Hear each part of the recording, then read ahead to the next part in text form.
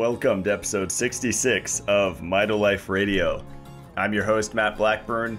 Today, we have Tim Berzins returning to the show.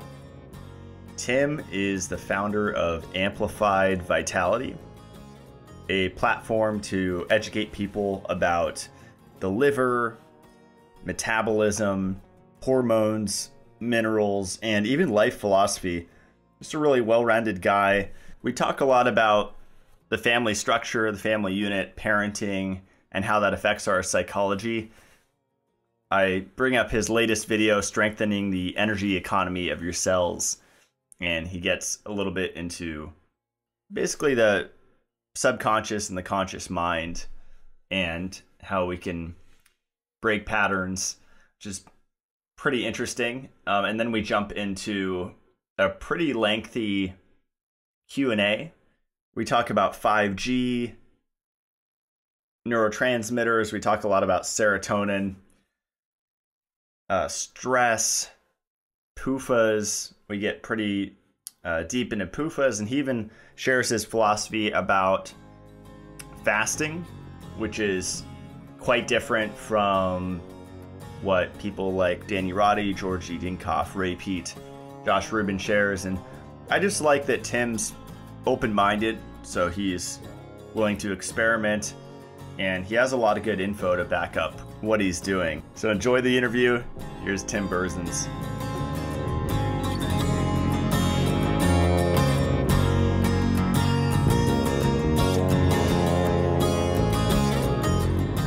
All right, we're here with Tim Berzins. Welcome back to the show. Yeah, man. Thanks for having me. I'm excited to be back. Yeah, I really loved our first chat, and I think a lot of people benefited from that. And I've still been watching your YouTube videos. I think they're awesome. Your channel, Amplified Vitality, they're really in depth, and so I feel like each one is like almost like a little college course, but but it's not boring, monotone. The way you describe things, articulate them, and use a lot of analogies are really helpful, even for myself, because there's only so many things you could learn in a day and research. And so I find with your information, I could just go through it. I'm like, yeah, got it. Just because the way you explain it is so awesome. And yeah, your latest video I watched today is Strengthening the Energy Economy of Your Cells. And you were talking about energy production and structure and function in the context of, or relating that to the current economy with this coronavirus and how the correlation there. And I thought that was really awesome. And then for, I think, the second half of the video, you kind of go into emotional health, which I wasn't expecting, but that was pretty cool. Definitely want to talk about that, because I was raised with a lot of friends that were, their parents were at a kind of lower emotional state, just like cussing at their moms, F-bombs at their mom every single day, just like super unhealthy families. And mine was relatively healthy. I mean, we had our problems just like any other family, but it wasn't like shouting, screaming, cussing matches. And I saw that in friends' houses, and I saw that translate into my friends growing up in their 20s and being these really just self-destructive people, where maybe not with drugs and to that level, but just very stuck working for other people instead of wanting to do their own thing. And that emotional stuckness, I just love that you kind of talked about that, because there's a lot there that I think people can learn from. Yeah. And, I think that the family dynamics is the perfect place to start for anyone who's trying to figure out their own emotional makeup and their own workings and start to understand themselves better. And a big part of that is because when you were a little baby, for the first 7 years of your life, you were basically in theta brainwaves. Theta brainwaves are basically, it's sort of like hypnosis. And that's those are the deep meditation states, some of the sleep states, and like I said, hypnosis states. And so at that stage, your brain's basically just recording. And so those young memories, you're basically learning how to be in the world. And so your mother is the source of nutrition, the source of nurturing and care. And so all things related to how she treats you becomes how you treat nurturing and care, and even the self and the body and health. And so the relationship with your mom is so important. And then your dad is going to be more of the authority, work, things like that. And so understanding, you know, what is your relationship with your parents is going to end up creating something that helps you to have a better grasp, a better handle on your own emotional makeup. So what That's you well said makes said. perfect sense. Yeah. Yeah, that's well said, and it adds a layer of complexity to the current situation that humanity is in, because um, just with the kind of the destruction of the family, and I think that's by design, just with the music videos and the television shows and Yeah. the music, just everything. It's like everything's just kind of splitting apart the family, and kind of I've even seen in the biohacking world, I've spoken about this before, kind of heading to this polyamory direction. Like, oh, it's tribal, you know, multiple wives. Hmm. That's like a lot of prominent people in the health community are actually practicing and preaching that. And to me, I think Yeah. that's very destructive and dangerous. And really just having like a coherent family structure and raising strong, happy, healthy children is like really important, and I mean critical, right? There's interesting arguments around that because, you know, I do think there's probably benefit to a nuclear family, but at the same time, I think the polyamorous type of, you know, outlook on life could work if you were still in a tribal situation where the community helped to raise the children and not just the single family. So you're trying to kind of get the best of both worlds by being polyamorous, and yet if you have kids, you're kind of still in a nuclear family, and so it's like you're not really getting the benefits. You're kind of taking you're trying to have it both ways, basically. Yeah, yeah, well said. I don't know if you've heard of like Stefan Molyneux. He's a controversial philosopher on YouTube, but he talks a lot about like if a child's raised without a father, um, certain parts of the brain are actually dependent upon the dad being there in the child's life, and it's like a Hmm. crucial. Forget if it was like 2 to 4 years old or something like that, but literally like a part of the brain permanently doesn't develop. And I mean, I guess I would question the permanent part. Like I feel like we can, you know, develop any part, even if we were stunted at some point. Yeah, But I find that absolutely. Yeah, I mean, you can kind of like go back and forth between like talking about consciousness and talking about the physical brain. And so like consciousness is always growing, always mutable. There's neuroplasticity in your brain that's always growing, always mutable. And the brain is sort of the physical expression or the physical execution of consciousness. And so it's like if the consciousness is recording during a young age and it doesn't have a father figure, you know, that portion of the brain that would correspond to it would never have been consciously created. And so it's kind of like you would have to later on in your life take the whatever father figures that you did have in life, or however you whatever your relationship is with like authority or with bosses and like all of those kinds of things, like start to look at that relationship and start to heal that relationship. And like I have no doubt that if you were actually in a place of letting go, in a place of self growth, introspection, reflection, that over time that those structures of the brain would regrow for sure, because it's like you're starting to work those pathways a lot more frequently, and so it's like, well, why wouldn't they grow back, you know? yeah, yeah, absolutely. I think that you definitely need the nutritional kind of like the physical backing Yeah. with it to work. Because a lot of people go into like chair therapy or talk therapy, but they're like eating, you know, ho hos or whatever. It's like Hmm. just like all these PUFAs and chemicals and drinking tap, and you only get so far. But if you kind of do as much as you can, that's been kind of my process, because we all had, you know, our traumas growing up, different types, and so I found like nature, like I'm here in North Idaho and just out in the woods, and it's like just going out and just, you know, seeing wild moose and all these critters and just like hearing the sounds. That to me is the most healing, and all that green and all that fresh air. Yeah, and That's they've been even really done the critical. studies where they've like nature walks or nature baths or whatever they call them, which is kind of Yeah. like absurd that we have to have nature baths. Like we should just be out in nature naturally. But like they've shown lower cortisol and like improved you know, feelings of elation and well-being and things like that. And it's like, you know, I think being in nature, it just brings us back to our roots and brings us back to, you know, the core of who we are. Because as an essence, as the essence of who you are, there's fundamental truths that I think get denied and ignored a lot of the time, especially when the mind starts to run with an idea and then over rationalize, over analyzes too much of the logical thinking that can go down into rabbit holes that aren't actually, you know, based in any real essential truth of who you are. And so, like, obviously, it's like consciousness can explore, it can do anything at once, it can go anywhere at once. But if it has to come home if you're going to be happy and if you're going to be well, and if you want to have, you know, roots, basically, if you want to be rooted in who you are. And like, so I think nature has that, where it's like it brings you back to your roots. And part of that can be because nature is filled with the, you know, it's at a very subtle and subconscious level, but nature is filled with the patterns that make up the very basis of the universe and of life. And, you know, as you start to learn biochemistry or physiology, you really start to study it, a few things become very clear. And that's that there's these recurring patterns that are just folding over on each other to create more complex and more complex systems. And so coming back to nature sort of takes you out of that like technological and electrical type of thinking and brings you back to that like grounded, magnetic, pattern-based essentiality of who you are. Yeah, that was awesome. I went so deep down, like your recent video, you're talking about like the macrocosm, microcosm, and Yeah. I'm Christian again. I was raised Christian, and I feel that's the way, but it's just me. But I did go down like the whole as above, so below, as within, as with, you know, that whole thing.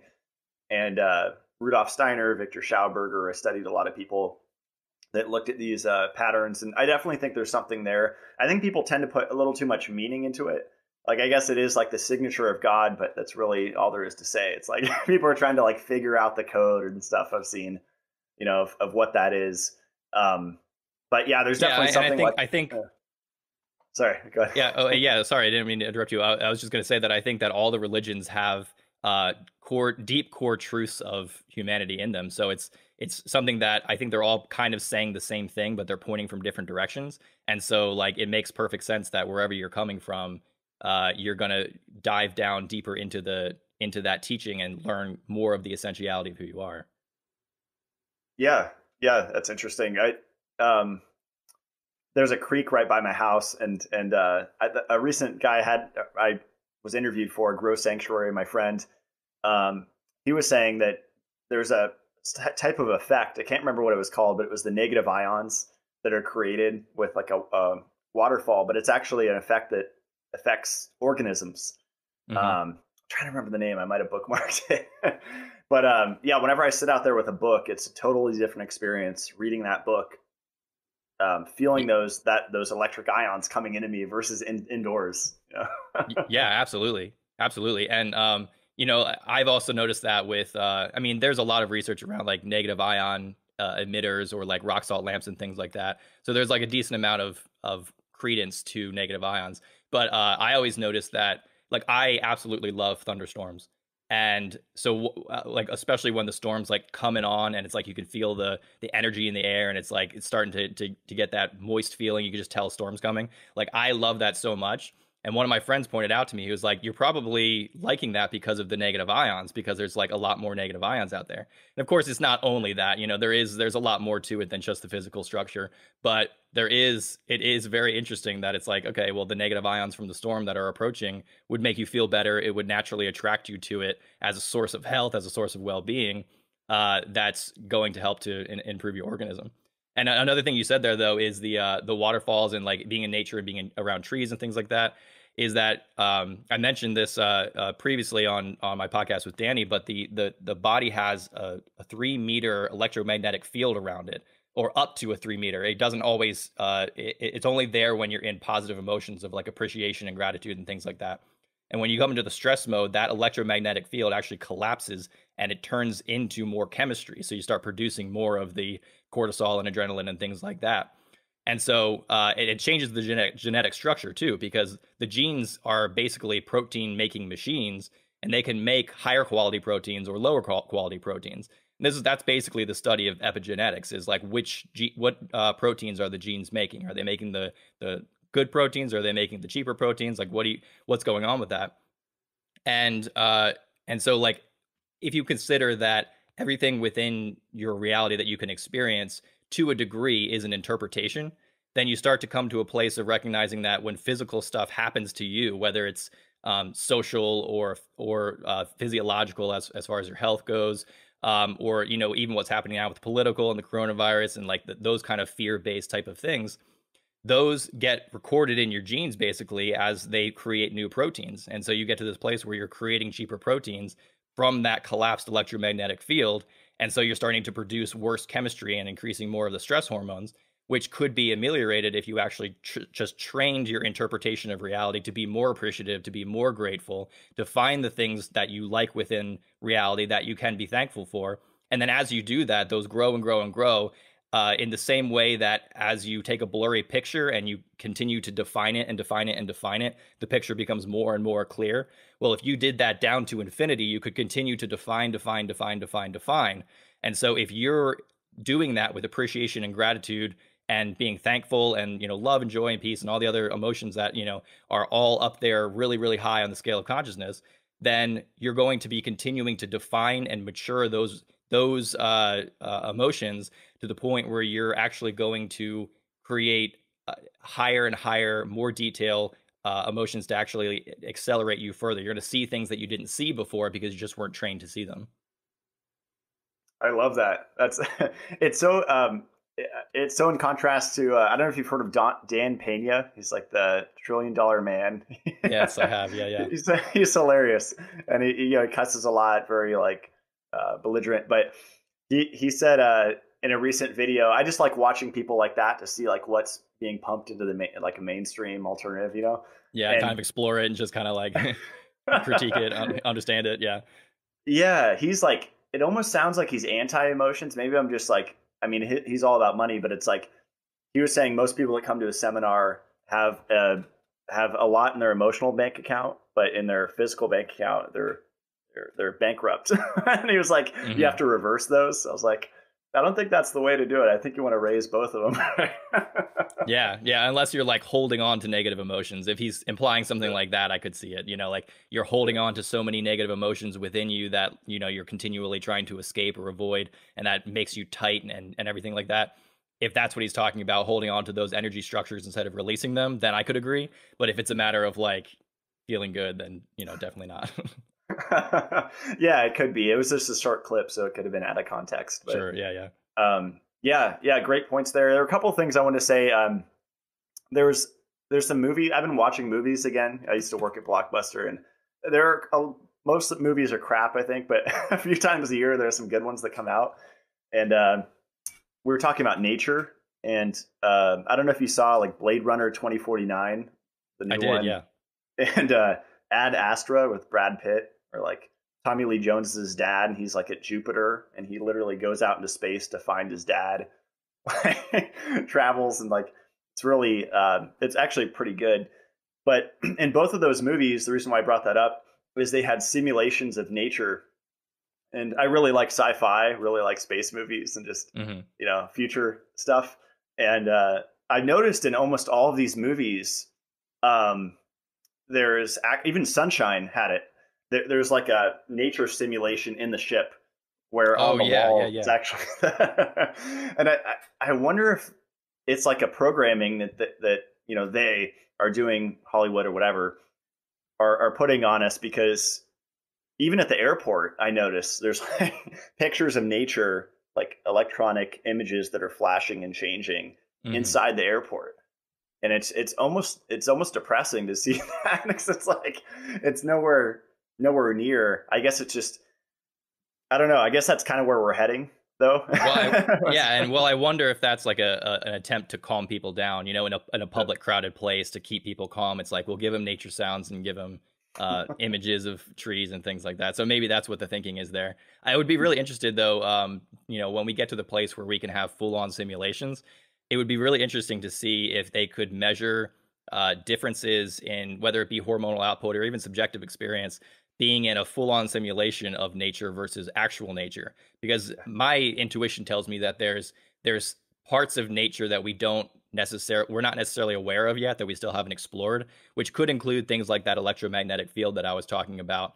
But there's also just a lot of other, there's a connection there that I don't think you could necessarily emulate in a simulation, even if it looked really real and sounded really real and all that stuff. Yeah, I agree. I do my best inside. Like I have a red light going, and I have like a air filter that's pumping out particles similar to what nature does with lightning, but it's a little different. Yeah, I mean, even the ultrasound from like bird chirps and bat squeaks, that affects our brain. And so it's like there's so many little things to account for, right? Yeah, I never thought about that. That's actually pretty interesting. Yeah.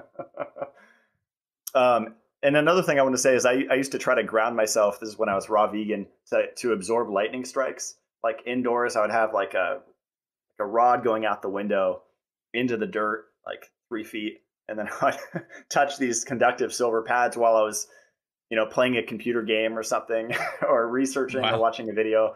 Yeah. And during a thunderstorm, I felt an energy boost, but I don't know how safe that was. I guess if it struck the rod, I might have died unless there was enough resistance in the cord. I don't know.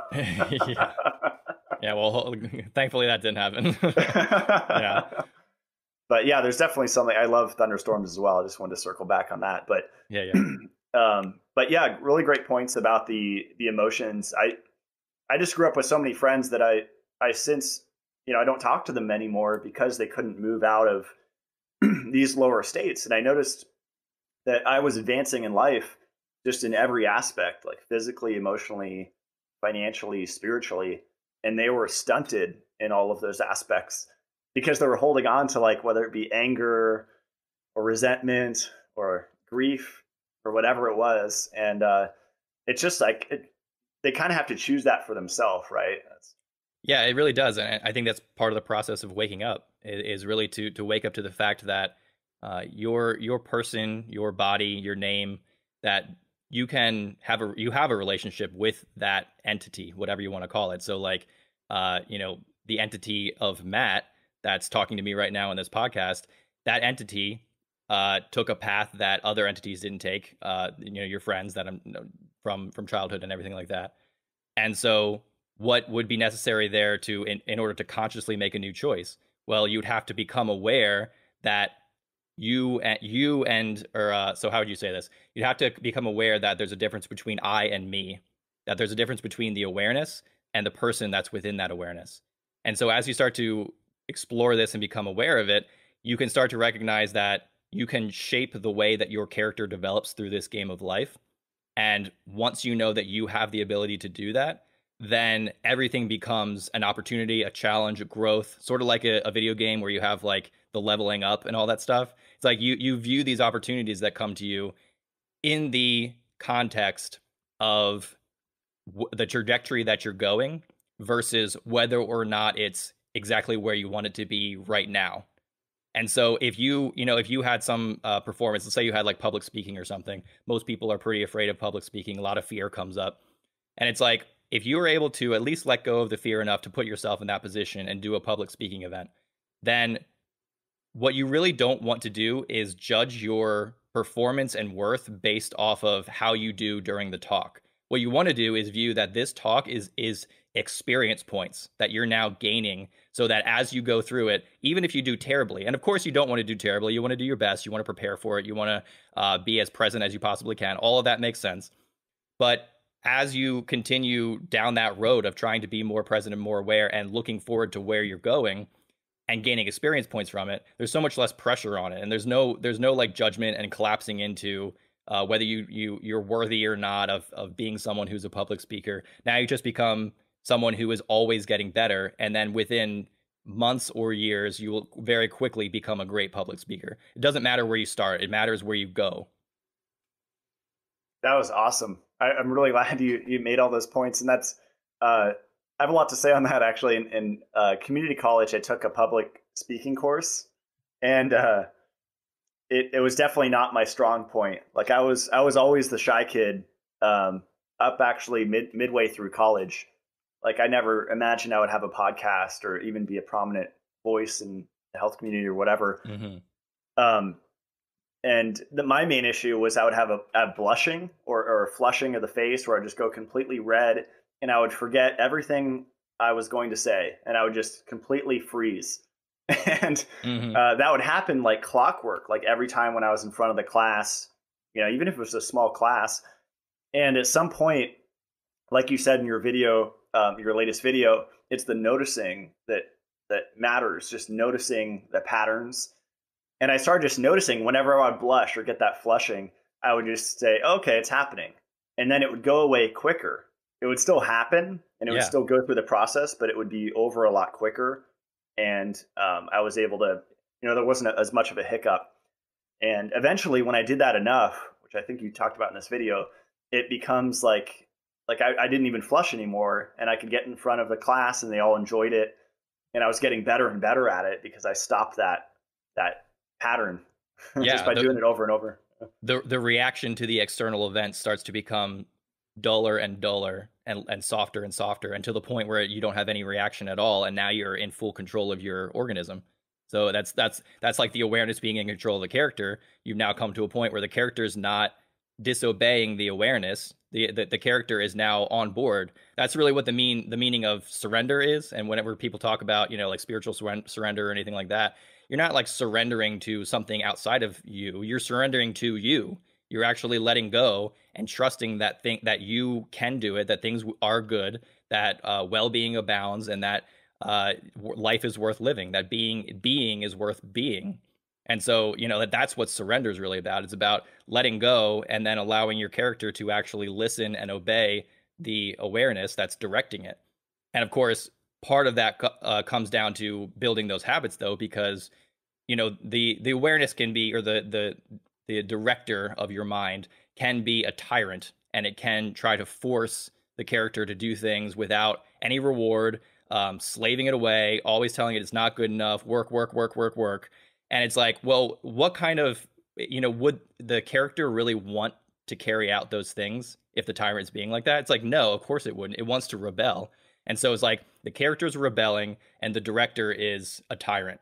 So what you need to do is start healing that relationship by, as you're the director of the character, as you're the director of your life, you want to start coming back to a place of saying, okay, I've been terrible to you, talking to yourself. I've been terrible to you. I'm sorry for that.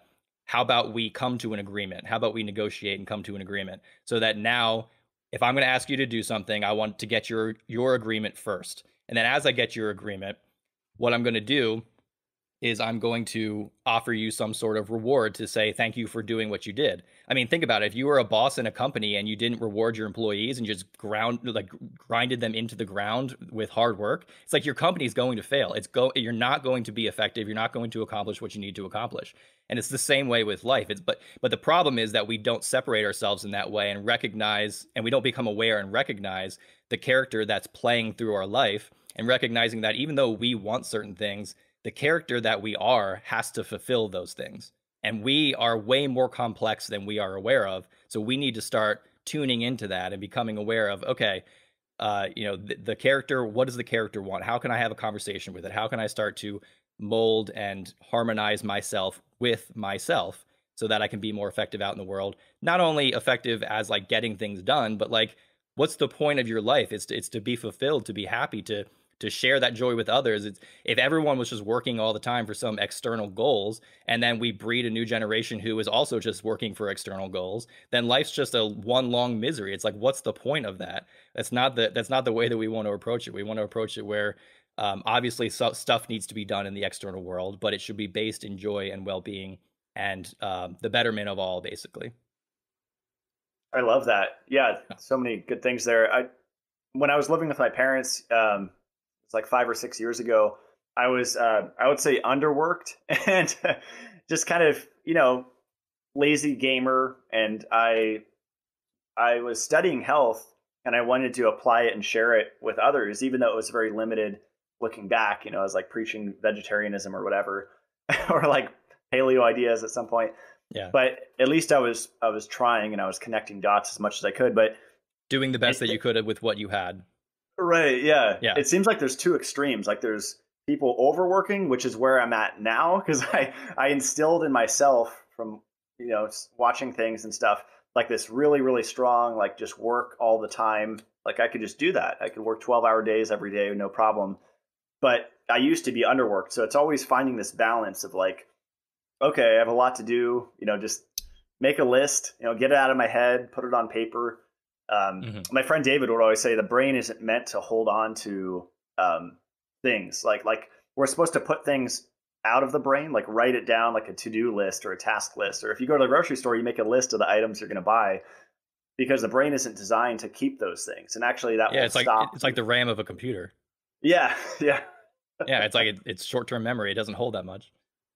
Yeah, that's been a game changer for me, just to get things out of my head, make tons of notes, organize the notes, especially as a researcher. But yeah, I just wanted to speak on that overworking, underworking thing, because people can be on either ends of the spectrum, right? And really the Hmm. key is to come in the middle into balance, where you're not over or underworking. You're being productive enough where you feel like you're fulfilled. Because if I'm Exactly. underworking, I don't feel fulfilled. I feel like depressed and tired and stuff. Yeah, absolutely. You're walking that line, the razor's edge. Yeah. That's awesome. And is what you're talking about like the conscious and the subconscious? Is that kind of like when you were saying like um I can't remember the analogy you used, like the director. Yeah, like the Uh, director and the character, or the director and the yeah. actor. Hmm. Yeah, absolutely. Conscious mind, subconscious mind. There's so many ways that you can divide the parts of you up, and then they're all contained within each other. Sort of like the yin yang symbol, for example. It has the black dragon or the black snake has the white dot in it, and the white dragon or snake has the or the black dot in it. And so it's like there's always the patterns within patterns within patterns. You can split the two sides of you and then take one side of you and split it in the same way into two and then go in for through infinity. So it's a hard way to explain it, but yes, conscious and subconscious is definitely a very apt way of describing it. Awesome. Yeah, I've been doing this like neurofeedback that's like not uh, not stimulating. It's not like putting anything into my brain, but essentially it's called neurooptimal. And you hook like five readers to your head. They're sensors, and they read the electrical activity coming off your brain like over 250 times a second.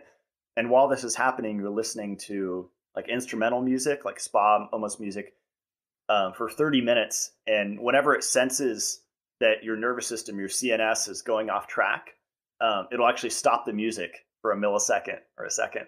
Hmm. And that break in the music is an event that triggers.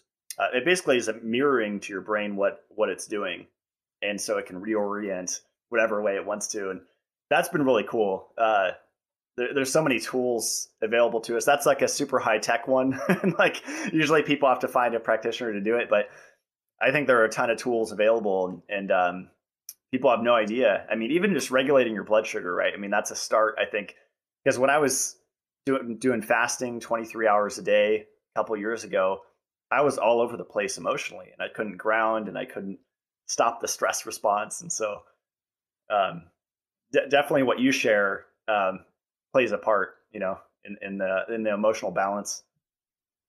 Yeah, absolutely. Uh, Yeah, and what was the point you just said with that again before that? was it the neurooptimal, like Oh yeah, yeah, yeah. yeah. Yeah. So I had a friend who was in therapy for a long time. He had OCD when he was growing up, and his therapist actually would do. I think it was probably something similar, where he would hook up electrodes to the brain, and it was basically like you have to keep yourself calm and present. And if you do, then the car on the screen will stay in the lane that it's driving on. But if you start to become stressed or you start to get lost in your thoughts, the car on the screen will veer off the road and start to go into the grass. And so the goal of the game is basically to stay present and calm and develop that ability to control your emotional state, to self-regulate, to keep your heart in coherence, so to say. And so that sounds very similar to your neurofeedback machine too. And all of that sounds very much to me like meditation, where basically the goal of meditation is that you're becoming present with your body, becoming aware of it, becoming aware of whatever mental emotional activity is going on. And then when the goal is to be quiet, of course, and then as the mind state starts to stay quiet, these thoughts will come in and grab your attention and say, this is so important, you have to think about this is a priority. And so you go down this thinking this thought trail almost outside of your free will at all. You can almost not even know that you're doing it because it's just grabbing you so much. And then as it does that, because you're in that intentional state of I'm meditating right now, I have certain music on or whatever it is, you'll all of a sudden it'll hit you and you'll come out and you'll say, oh, I'm thinking. I'm not supposed to be thinking anymore. And so it brings you back to that present moment. And so you repeat that over and over and over again. And so the thing you just described sounds like that, where the music's playing, but if you start to get lost in your thought, it's going to blip at you. And when it blips at you, it's like, oh, wake up, like become aware, like stay awake. Don't go back to sleep by falling into your mind and getting lost in all the different trails that it can take you down. Yeah, yeah, well said. And there's different. I used to meditate a lot. I don't anymore. I actually interviewed Stephen Bancars, and he on his website Um, he talks about the dangers of meditation. Like there's studies showing it causes psychosis. I mean, I'm sure that's certain cases where they're probably drinking tap water and doing all sorts of stuff. But there's a lot of context involved, of course, with meditation. Doing psychedelics with it or whatever, like a lot of people are doing. But I think there's different ways to meditate. Like you can meditate on the Holy Scripture. You can meditate while you're walking on a nature trail, right, in the woods. And I like to just go out into nature without music. And that's like one of my favorite meditations, if you want to call it that. Yeah, I mean, the thing is, if you're doing it right, I mean, I'm sure you could use meditation and say a bunch of different definitions for it. But if you're doing it right, it's calming you down, it's bringing you back to the present moment, it's keeping you calm. And I don't think anyone could really argue that the spiritual masters throughout the world who have millions of followers who have feel so reciprocally wanting to give love back to these people who are just overly full, brimming with love out of them. I don't think you could argue that their methods of achieving that enlightened state cause psychosis, unless you want to define enlightenment as psychosis as well, which it certainly is not the average typical state of the human mind, which means that it would be, if you're using the normal state of the human mind as your normal resting place or your what you're comparing it to, then I could see the argument for psychosis. But there's so many things going on there that I would have to see what they're actually using as definitions to have a real say on that. I guess the main argument was like depersonalization, like disconnecting. And I used to go, like I went to like 5 music festivals called Lightning in a Bottle in my crazy days, and I didn't go as wild as most people there, as there mainly to learn. But there were people talking about pyramids and water vortexes and pyramids, and I would go to lectures like that. But there was this kind of disconnection from self, and I think that's the main argument from Stephen Bancarz and people talking about that, is like people are getting permanently, it's called depersonalization, so they're getting disconnected from themselves like forever. Yeah. So that's sort of that like idea of killing the ego, which is not something I agree with at all. It's like you don't want to, like, if you call the character, the person, the name, whatever, if you call that the ego, it's like you don't want to kill that and like you said, depersonalize. It's like you want to love that and you want to care for that. You don't want that to take charge, because if that thing is running the show, then it's going to take you down paths that are evil, basically, because it's going to always want the best for it at the expense of others and things like that. But if you stay back as the awareness, but give it love and love the ego and direct it into a place that you want to go, then that's going to be a place where you can actually do a lot of good very naturally. But of course, I guess the thing is, as anything is a tool, meditation is a tool that could of course be used in the wrong way and then create negative outcomes that don't help people. Yeah. There's always context. I think that's that's important. This is kind of a good segue. The Q&A had some people from Instagram drop some questions. How to get rid of fear and stress? That's kind of a loaded question, but you never get rid of it, right? Yeah. So I'll say the first answer is the fact that you want to get rid of it, or the fact that you're approaching it by trying to get rid of it, is going to make it stay there for longer and longer. Because the more that you resist it, the more that it's going to resist back, and it's going to fight for its survival. So the work isn't necessarily to try to get rid of it, but to see through it, as if you're seeing through a dirty window. And if you're looking out into the world, and we could say this with all of consciousness and awareness, is that you're looking through your lens. That's why we say, that's why there's that quote, you don't see the world as it is, you see it as you are.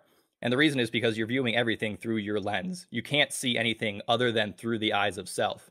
And so when you're looking out into the world and something causes stress or fear, it's not the thing itself, it's the lens through which you're looking at. It's dirty, and so it's causing the fear and the negative emotions.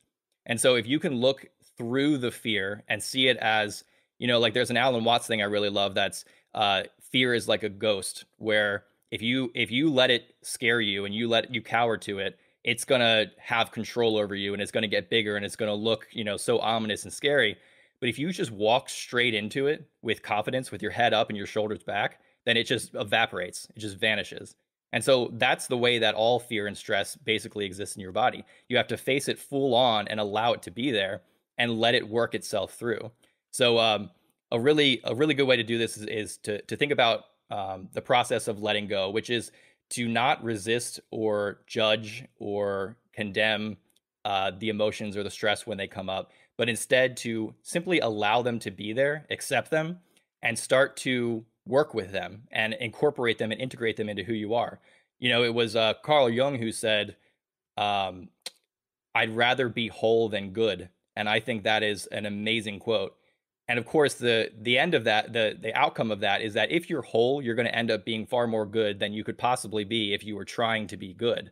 And the reason for that is because love, or good if you want to call it that, without power is weakness, but power without love is evil, and you need both polarities in order to be powerfully loving. And so if you're loving but you're weak, well, what good is your love doing for the world? It's not actually helping, it's not actually improving things. And you need to incorporate that power side, but the power side's masked by evil a lot of the times. It's what Jung called the shadow. And so you have to incorporate those parts of you that are afraid or are small or are trying to escape or are always looking out for themselves, not at the expense of others. Start to look at those pieces of yourselves. You could even caricaturize them or personalize them into psychological structures that you start to sit with and become aware of, even have conversations with and things like that, and basically start to improve those relationships until now they're no longer trying to fight your direction, but they're actually on board and contributing the pieces of information that are important for you to be as powerful as possible without being stuck in trying to exhibit and manifest the evil that comes along possibly with those pieces of information that are really important for your total manifestation, your highest self to come forth. That's awesome. Have you heard the theory that excess iron causes fear? Morley Robbins said that in one of our talks, that excess iron in the cell, it actually activates the fear center. I don't know the Interesting. technical name of that, but Yeah, the amygdala in the brain is the fear center. That's interesting. No, I haven't seen that. Um, I've had some thoughts around that, around different brain structures, though, as far as we often talk about neurotransmitters as kind of a blanket statement where it's like, dopamine does this, serotonin does this, oxytocin does this. And, I don't know enough about brain chemistry to necessarily have like a firm opinion on this, but I've kind of thought if the amygdala was slowed down, the metabolic rate of the amygdala was slowed down, it would be less responsive to giving you the fear reaction so that you could be more present and aware. Now, of course, that it could be a bad thing too if it's not integrated in the sense that like you put your hand in a hot stove and burn yourself. Obviously, you want to have like a certain common sense, a certain wisdom to it. But I have thought about that. Like, what do you necessarily want all of the brain to be hyper metabolic, or do you want certain parts to be more metabolic and the other parts are either suppressed or incoherence with the rest of the brain rather than just being hypersensitive? well said. You made me think of. Did you ever see The Water Boy with Adam Sandler? Yeah, yeah, The medulla oblongata part. yeah. Nice. Yeah, but that's well said. I mean, yeah, if you have, didn't mean to sidetrack there. Yeah. If you have things accumulating in certain areas, I created like a CLF protocol, like calcification, lipofuscin, fibrosis, because these different areas like hippocampus for our memory, the pituitary, which controls the thyroid function, and all of these areas, I mean, hitting any one of them kind of has pretty much a systemic effect on every other system, right? Hmm. Yeah, for So, sure. Yeah, I mean, even the hypothalamus pituitary, like you just said, like the three different branches of that, the gonadal, adrenal, and thyroid. It's interesting to think about how the brain actually controls the function of those three and like what the actual essence of each of those are. I actually wrote a full article on the hypothalamic pituitary in my monthly newsletter, which I'll give a little pitch for right now. So if anybody is interested in getting a monthly newsletter from me, you can go to my Patreon account, which is Amplified Vitality on Patreon. And I release one every month. It usually includes a long nutrition article, some research that's kind of centered around whatever I'm talking about in the main article. I do some Q&A, and then I also include some philosophy and life wisdom. And I do that once a month. So if you're interested in checking that out, you can head over to Patreon and just search for Amplified Vitality. I love it. Yeah, and I'll put the link below for all of Sweet. Tim's stuff so you can check it out. Uh, cool. This I'm actually curious to hear your thoughts on, and it's 5G. So I think with the whole coronavirus, and I have friends that think it's fake and made up, and I have friends like one in the Philippines. It's like it's real. All the they shut down the Philippines for this. It's obviously real. And so I don't think anyone really knows what's going on, but there does seem to be like a 5G connection. Like I guess that was launched in that part of China right before the outbreak. The 5G non-native EMF. And so, couple questions: what to eat to protect the nervous system from the harms of 5G? Do you live near 5G? How do you deal with it? Stuff like that. Yeah, I mean, I definitely think that I saw a lecture of some professor who was talking about 5G being connected to coronavirus, and there is some correlation, it seems, but I don't necessarily know that there's causation. You could make the argument that if there's some sort of higher frequency from 5G that's causing physiological structure to become destabilized and a little bit more sensitive to stress, that maybe they coincide for that reason. I think the professor I watched was saying that a virus doesn't actually exist, which it's an interesting thing to consider, but I don't necessarily know that the rest of the research that I've seen supports that. So again, there are always puzzle pieces that you collect and just see how the broader strokes of the image come together.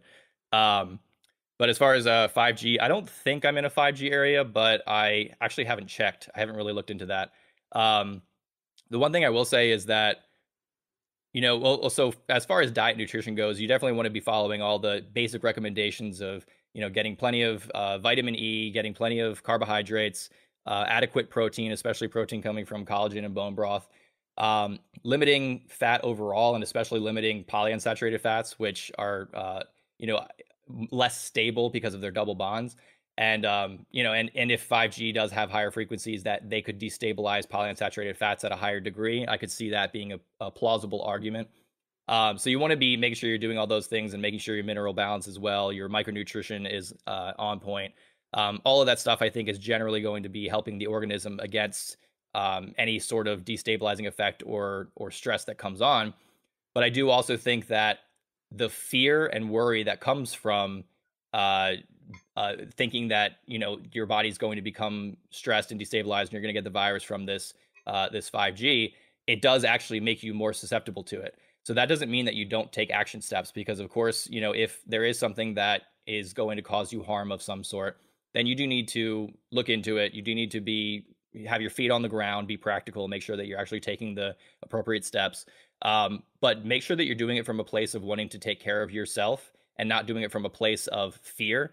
And more importantly, do it from a place of, if you are in a situation where you can't escape it, you're in a town or you're in a city and it's just around you and there's nothing you can do about it, then don't let that make you feel helpless and small and out of control, because you can allow it to be there and let it go and trust that your body will handle it. And in that state, again, in that state of appreciation, gratitude for your body and love, you're going to keep your electromagnetic field open so that you're actually less exposed to it. And I've actually had a theory about that, because it is electromagnetism that surrounds the body in those higher states, that it would make sense that, similar to the electromagnetic field that surrounds the Earth and prevents asteroids from hitting it, that actually deflect them and magnetically pull them around it, it would make sense that you could actually be more protected from things like 5G and things from radio frequencies or even Wi-Fi that's coming around you, because your own electromagnetic field almost acts as a force field. So I don't have any research to support that. That's just kind of something that intuitively makes sense to me.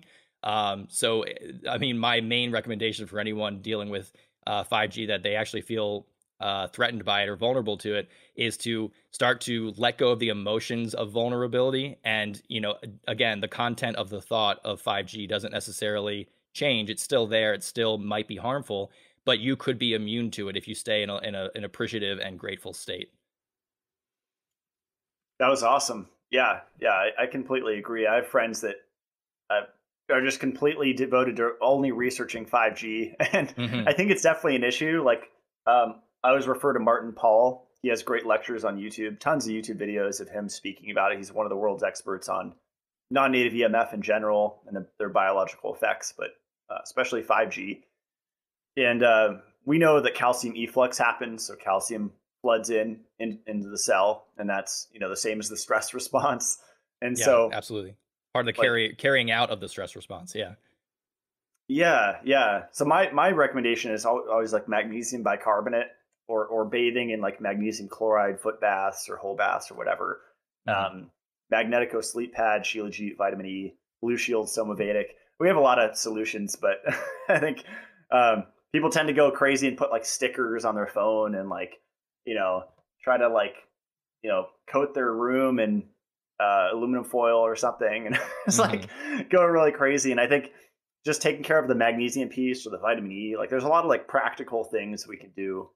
But I know it taxes our antioxidant system, right? And in one of your videos, you were talking about the relationship between. I was rewatching your PUFA videos today, and you were talking about how glutathione recycles vitamin E and vitamin C. Yeah. Right, and that kind of relationship there. Yep. In the liver. So, yeah, good stuff. Yeah, well, yeah, and so if 5G does affect your antioxidant system, then, you know, C and E are definitely good to be getting in. I also there's beta lactoglobulin, which is found in raw eggs and raw milk, that actually boosts glutathione to a more remarkable degree than a lot of other attempts to increase glutathione. Of course, you have to be careful with that because, I mean, I think raw milk and raw eggs have a lot of benefit, but there is always the chance of some sort of bacteria getting into it. And if you go with raw eggs, you got to be careful about biotin, because there's a protein in the egg white of a raw egg that gets denatured when you cook it. And so if you eat it raw, it actually binds biotin and actually keeps it from being absorbed. So you have to be careful about that. But if you're looking to increase your antioxidant levels, yeah, raw eggs and raw milk, I think, along with adequate vitamin C, and vitamin C you can take a lot of. There's actually a fair bit of research showing how good vitamin C is for you overall. So you can take a lot of it. And then vitamin E along with that. Then your antioxidant system's just like running on full force.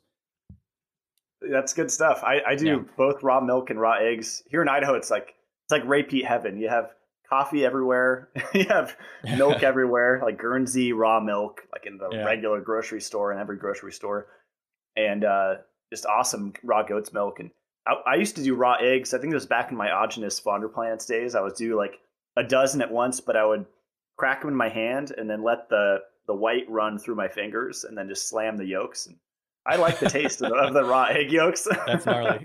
That's awesome. It's like, that's like so primal. You're just kind of like holding the yolk in your hand and just shoving it in your mouth. I love it.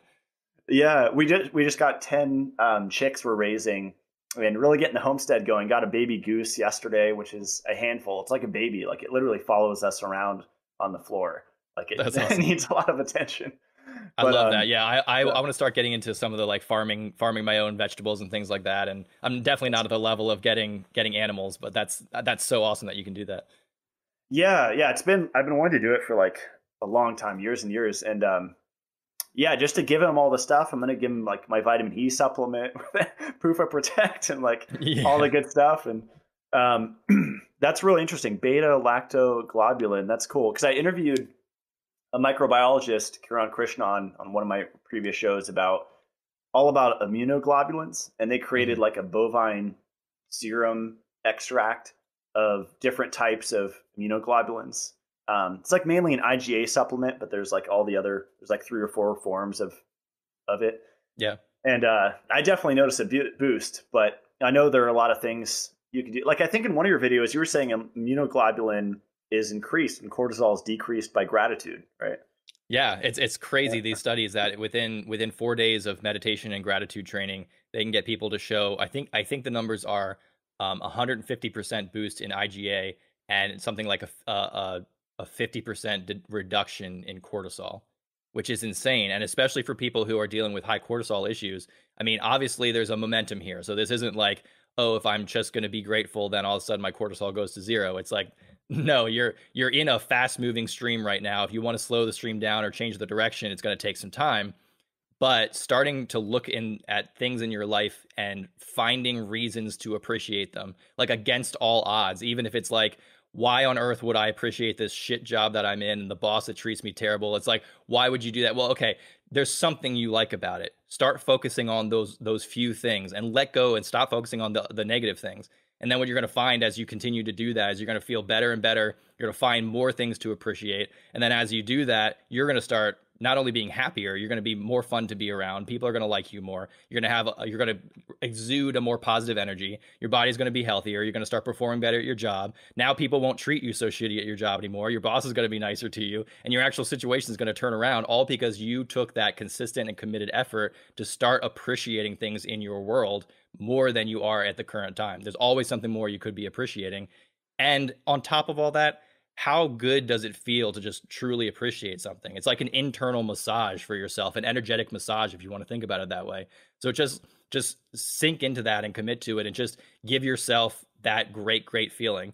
I had this really good download one time where it was like, you know, what if every single day you could have a professional masseuse give you an hour-long massage, and it was like you got to do that every day. That was just the situation. Would you start viewing that massage as a chore, where it's like, oh, I have to go lay on the table and get my muscles like rubbed and feel all good? Like, I don't want to do this. I just want to go somewhere else. Like, some people could actually convince themselves into that, but massaging your muscles feels great, and it's great for them. It actually loosens them up and breaks up the fascia and removes any calcium deposits and things like that. Massage is such a great thing. Well, you can do that for yourself internally with energy, feeling good, not in the same way. Like, you're not actually massaging your muscles. But what I'm saying is that you could feel good for an hour every day. Just sit there and focus on feeling good and appreciating, and starting appreciation lists of like, what are you grateful for? What are you thankful for? And feel the flood of positive emotions going through you, which is how good that feels. It's like, don't make that into a chore. Make that as like the highlight of your day, the thing that you always look forward to. And you do that, it becomes a habit really quickly. You're going to see your life turn around in massive ways very, very quickly. Well said. I loved all that. I can completely relate to. I used to work at Sports Chalet. Like, I was in the scuba diving department in the Westfield Mall, and the managers treated me like crap, coworkers, customers. I was just kind of degraded verbally pretty much on a daily basis. And I started practicing these things, and I eventually quit and got a better job, and then got better and better job until I started my own thing, and just continuously upgraded my situation from living with my parents to living in an RV in the ghetto, literally, to living in a very, very small cabin, and to living in a bigger cabin, and just got better and better.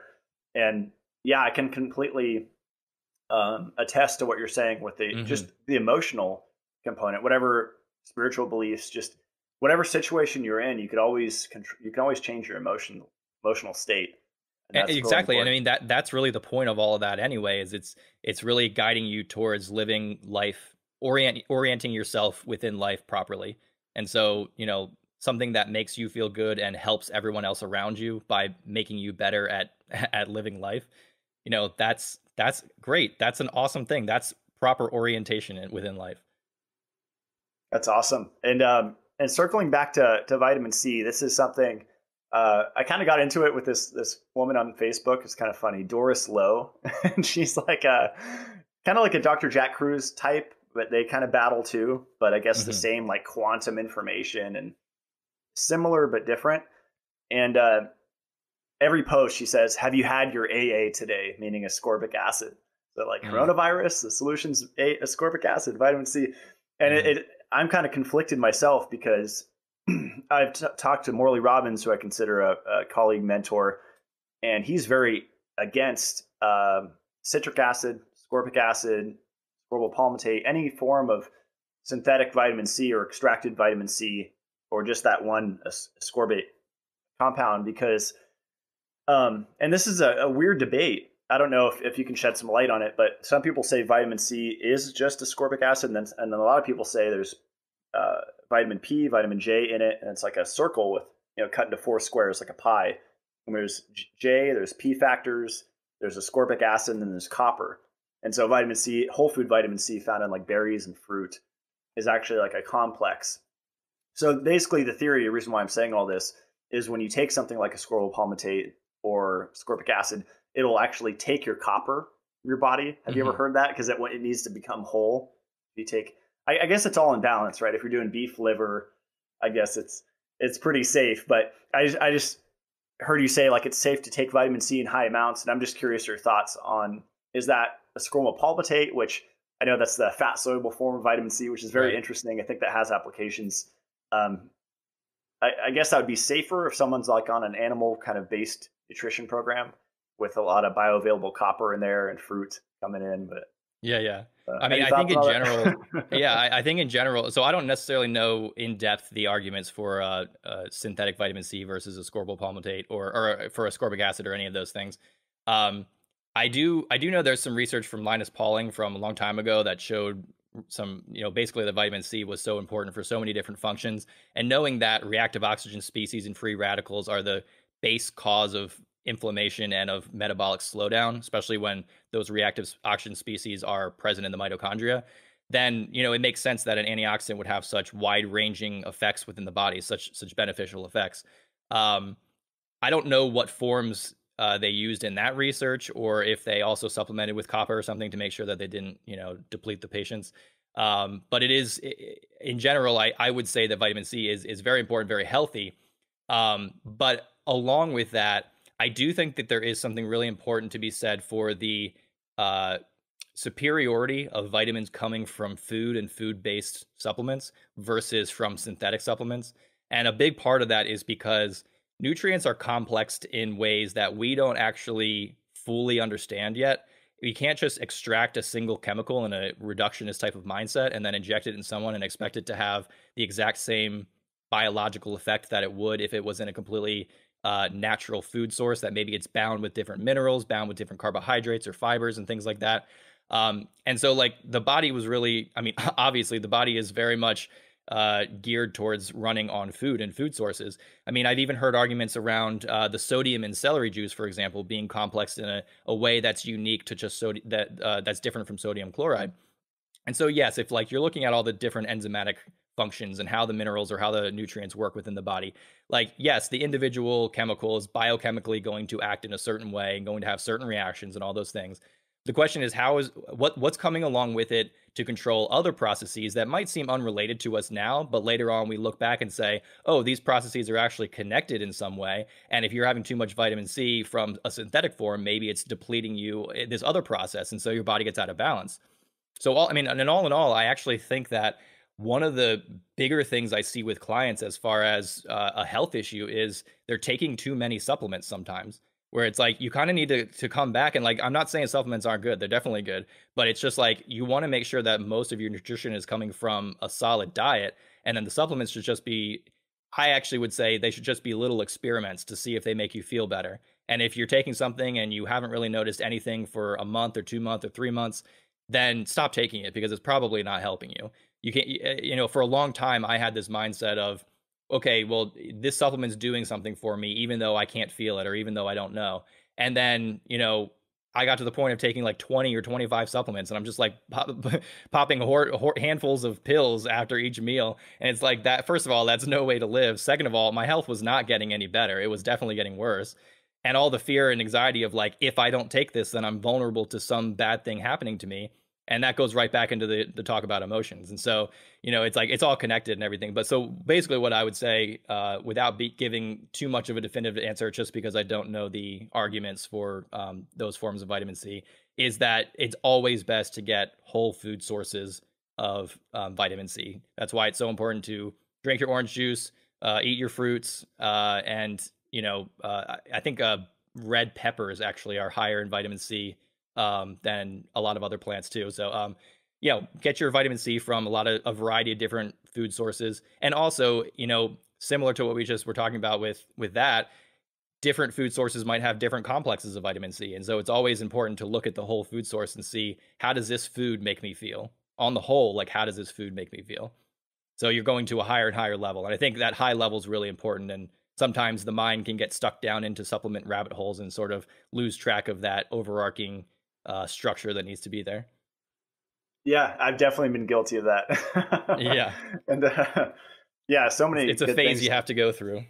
for sure. Yeah. Yeah. Yeah. A couple points I want to make, like Ray Kurzweil, like the transhumanist, crazy guy, like anti-aging. He takes I forget how many supplements he takes. It's like 50 to 70 a day. I've seen Dave Asprey making stories on social media, handfuls of pills all at once. Mm-hmm. And Yeah, I think there's definitely a balance there. And I like what you said, that point about experimenting with them.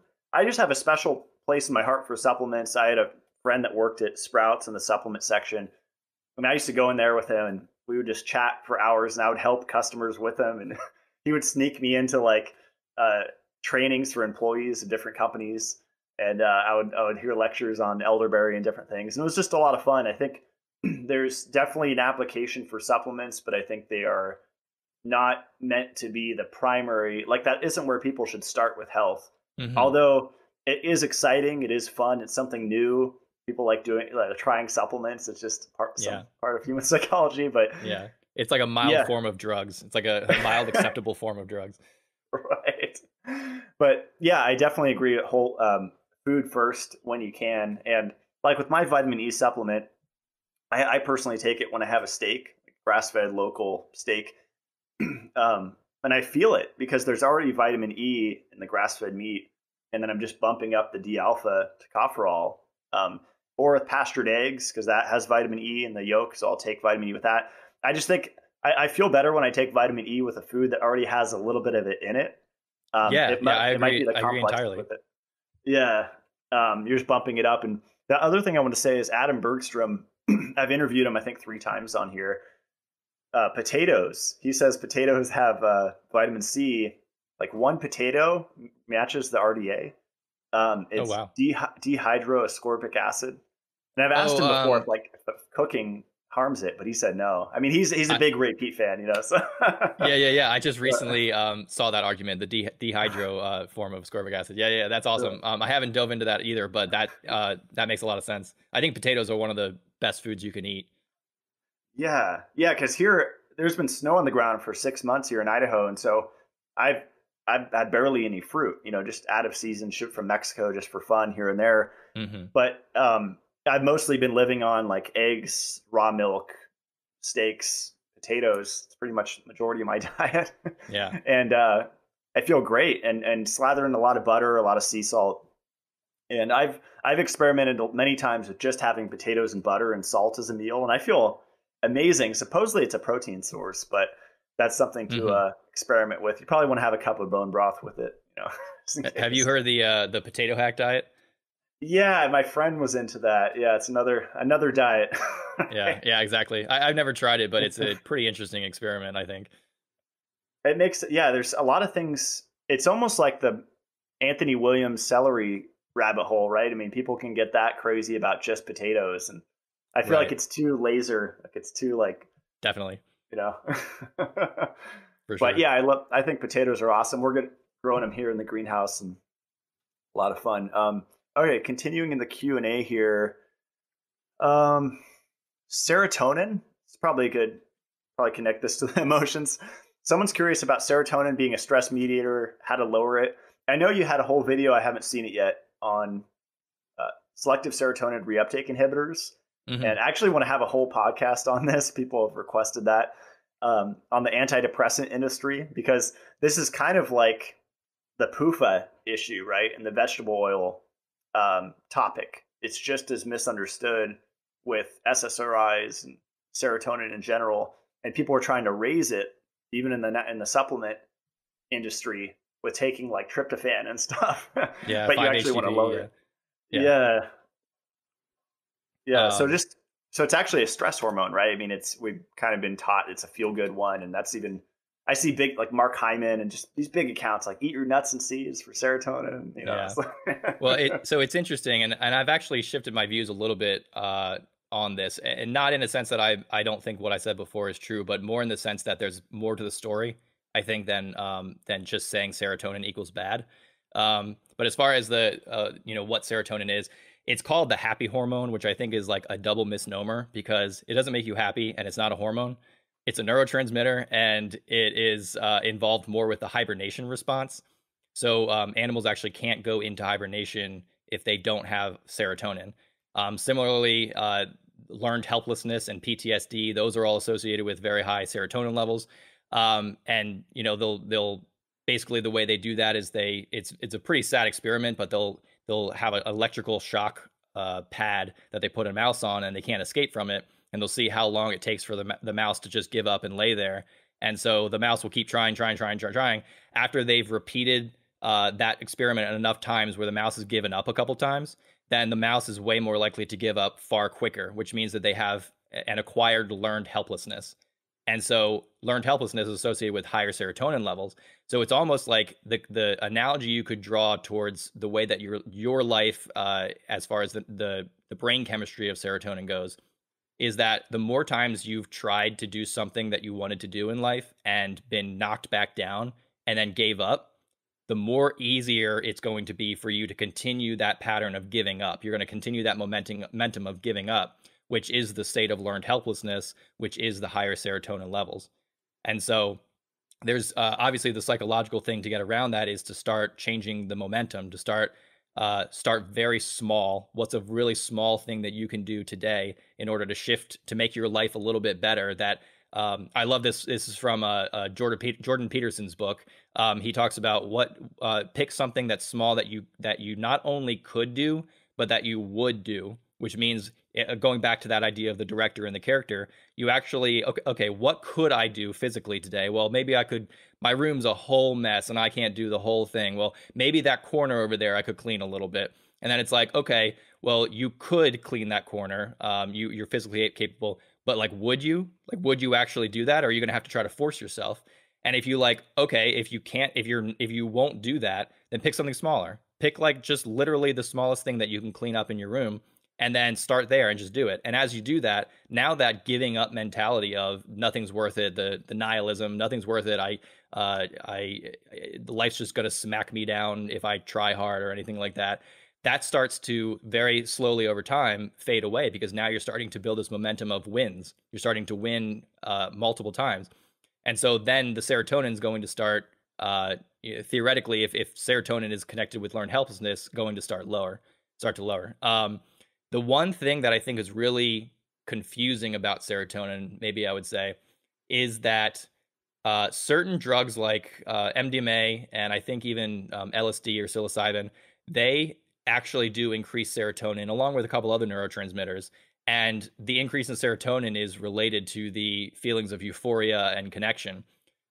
Similarly, there's a lot of studies on status with chimps and with monkeys that show higher serotonin levels in the more alpha chimps. So the higher status, the more serotonin you have. So I think that you don't want to be raising serotonin for sure. You don't want to be raising it, but it's not necessarily that all serotonin is bad. And then there's also the question of whether brain serotonin is different than body serotonin, because I think it's 90 or 95% of the serotonin is produced in your gut and actually affects hormones on that level, and only 5% of it's in your brain.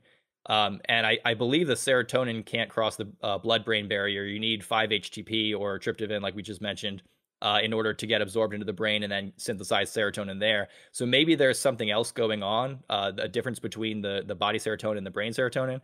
Again, I don't know enough about that yet. It's still an area that I'm researching, but it does seem to me that you can't blanketedly say that all serotonin is bad.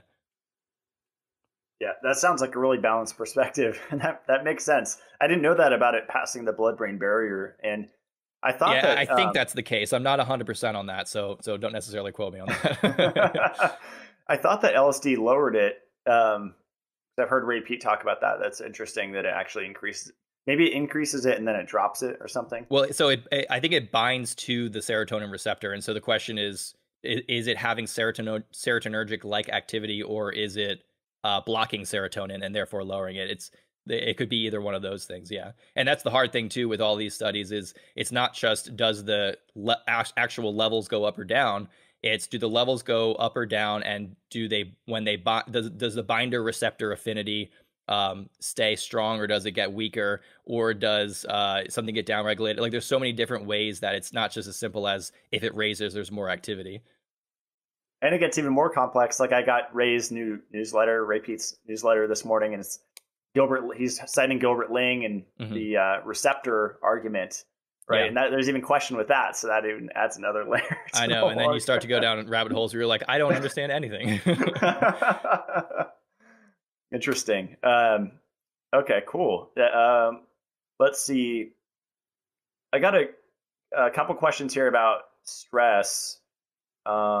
how to recover from stress after making big changes, like leaving a bad relationship, or how to reverse damage from stress. It's kind of a lot of stuff you were talking about earlier, right? It's just like kind of reframing, um, making small changes here and there. You made me look around my office. I have little piles of messes. Like, Yeah, after this yeah, interview, I got to clean up. yeah. Yeah, I think I went through a bad breakup, which was what kind of sparked a lot of. It was a lot more than just that, but sparked part of my internal inquiry about like what was life all about, what is consciousness, what am I, how can I actually live a life that I enjoy, and so like I definitely understand the struggles that come from having left a tough relationship. Um, I think that one of the most important things, and it's a big step to take, but is to start taking more responsibility for your consciousness. And a lot of people don't like to hear that, because if they have to take responsibility for their consciousness, then that immediately means that they go into faulting and blaming themselves for everything bad that's ever happened to them. Or if they get upset or angry, it's like, well, how terrible am I for being sad or for being fearful and angry? And so you can see like the reverse manifestation of this, where a lot of people will actually suppress the negative emotions so much, and they'll just be like, positivity culture, like, well, why are you sad? You should just be happy. You should just be happy all the time. And it's like, that's not the solution either, because you can't just avoid the negative emotions. You have to deal with them. But if you sit with them and recognize for a second that your space is being filled with the negative emotion, the other person, their behavior, maybe it triggered it within you, but it's happening now within you. And so you have to come to a place of how much longer are you willing to sit with this negative emotion? How much longer are you allowing it to occupy your space and degrade your health? And when you start to come to that place, you can start to see very clearly that the negative emotion is an energy field that, as you become aware of it and as you become friends with it, so to speak, and start to nurture it, heal it, sort of like healing the inner child type of work, and bringing it back to a strong place, you can actually find places of joy and freedom from maybe that relationship wasn't the right relationship, even though you had all the eggs in one basket and you thought that was it, and it was really the big thing. Well, life's full of hardship. That's part of how life goes, and the faster you can accept that and allow it to be part of your mantra for the world, the less things are going to affect you, and the less pain you're going to go under. There's one quote, and I don't remember who it's by, but it's basically says life is hard until you accept that it's hard, and then it's easy. And so it's like the breakup that you're going through is hard, but it's going to be hard until you accept that it's hard, and then it all of a sudden becomes easy, because now you engage with the work, and the work is to grow. The work is to transcend and move through the negative emotion, rather than trying to escape or run away from it, or even to try to fix it. So, like escaping it and fixing it are actually on the same level of the problem, but transcending it makes the problem irrelevant. So you come to this new place where you feel so good that if this other person tries to make you feel bad, or even if this other person harmed you in some way, you start to be in this such a happy place that you're like, why would I give up this great feeling, a just amazing feeling, because for this other person to try to affect me with their actions? Like, I'm not willing to give up this feeling. I'm going to continue to love you, even though you're being whatever you're being towards me. And that's really the meaning of unconditional love, is that you're in such a state of love that no one can shake you from it. So I would say, as far as if you're going through a breakup, be very kind to yourself, nurture yourself, take care of yourself physically, mentally, spiritually, emotionally. Do all those things. Treat yourself like a gentle child. Start to do some reflection and exploration. Start to become aware of how you operate and how you function. And then from that place, start appreciating more, being more gratitude, having more gratitude, allowing the negative emotions, working through them. And as you do that, you're going to start lifting higher and higher and higher. And then you're going to start to have a lot more self-respect and a lot more direction orientation towards wanting to feel good and wanting to love others and wanting to stay in that peace and kindness. That was awesome. Fully agree. That's great stuff. Let's see. 2 questions about cold hands and feet all the time. That's definite hypothyroid symptoms, right? Cold hands and feet. I mean, while I was healing my metabolism, I was waking up with cold hands and feet, and that's a sign that you were stressed through the night, right? If you wake up in that state. Yeah, usually. And but one interesting thing that I recently learned was that increases in histamine, which thyroid can increase histamine, and higher carbohydrate diets can also increase histamine, can actually expand the blood vessels and make your hands and feet warm. So one thing that I noticed is with certain clients and with myself, whenever I recommend doing a very higher carb approach, focusing on kind of reducing fat and keeping it lower, more as a healing diet, like a temporary healing diet. A lot of the clients I work with have liver issues, like fatty liver or hepatic insulin resistance. And a pretty reliable way to do that, to work on that, is to start cutting out excess fructose and fat, because those can both burden your liver in a state where your liver is not very strong. Of course, having said that, if your liver is strong and that's not the issue you're dealing with, then fat and fructose can be very, very beneficial. So it's a matter of matching your physiological state. But in these people, doing a higher carb, lower fat approach really helped, and they see a lot of improvements. But one of the problems that kept coming up was that their sleep kept getting affected. And I noticed that sometimes with myself as well. And I eventually tied it to high levels of histamine that were keeping hands and feet warm and yet preventing sleep from coming on. So, antihistamines like Benadryl, diepinephrine, or I forget what it's called, but the Benadryl or ciprofloxacin, any of the antihistamine drugs, they cause drowsiness because they reduce the histamine. I'm not sure if people would notice directly that they cause colder hands and feet, but it's something that's worth experimenting with. But outside of histamine, just for general, the cause of cold hands and feet is vasoconstriction and low volume of extracellular fluid. So all within your body, there's two different types of fluid: intracellular or extracellular. The fluid that's inside your cells, or the fluid that's outside your cells. And your blood makes up a large portion of the extracellular fluid. And so if you can imagine that, you pump water through a hose and the pressure is based on the amount of water that you pump through it. But if you have a flexible hose that you could widen or narrow, then you're going to change the pressure of the water without changing the amount of water flowing through it. And so typically what happens is, in hypothyroidism, you're not producing enough extracellular fluid. And so your blood vessels have to constrict, which is where we get the hypertension starts to come in order to compensate for that, which causes, it's not only bad for the potential diseases like heart disease that it can cause or be related to, but it actually is like the stress state. Because if you think about what I mean by that is, if you think about like, when your shoulders are tight, or your muscles, your skeletal muscles are all tight, and you're just like, you're sitting in a position, but you're stressed, and so your muscles are all tight. It's like that's happening inside of your body at all times, because there's not enough extracellular fluid to allow it to really fill your entire body with blood. And so some of the ways to work on that is to increase sodium. That can really help. I've actually found increasing potassium can help with that too. I think having magnesium is also really good. A lot of it has to do with minerals. Obviously, increasing your thyroid health and increasing your carbohydrate. A big part of it too is the amount of carbon dioxide production. So carbon dioxide production is going to be higher from carb oxidation than from fat oxidation. And so you really want to make sure that your cells are adequately producing carbon dioxide, so that they can, because carbon dioxide itself is a vasodilator. Similar to nitric oxide, but in a more baseline healthy way, whereas nitric oxide is more of like immediate use for like a stress response, which in that situation, in the context of high carbon dioxide, nitric oxide is a good thing. It's only when carbon dioxide is low and nitric oxide is chronically high that we have a lot of those problems with that. So you really want to increase your carbon dioxide and increase your oxygen use, thyroid health, all those things. I think if you do all that, you'll probably start to see some improvement with your hands and feet, and generally just feel better blood flow all in all. That's awesome. I like your point about different stages of healing. I think that's something that people don't realize. Like, we have like the carnivore diet, and I recently interviewed Dr. Sean Baker, and it's like people think there's like one program to heal everything, but there's kind of like a recovery stage, and then like a building stage, and then a maintenance stage, and you might switch between these right over time.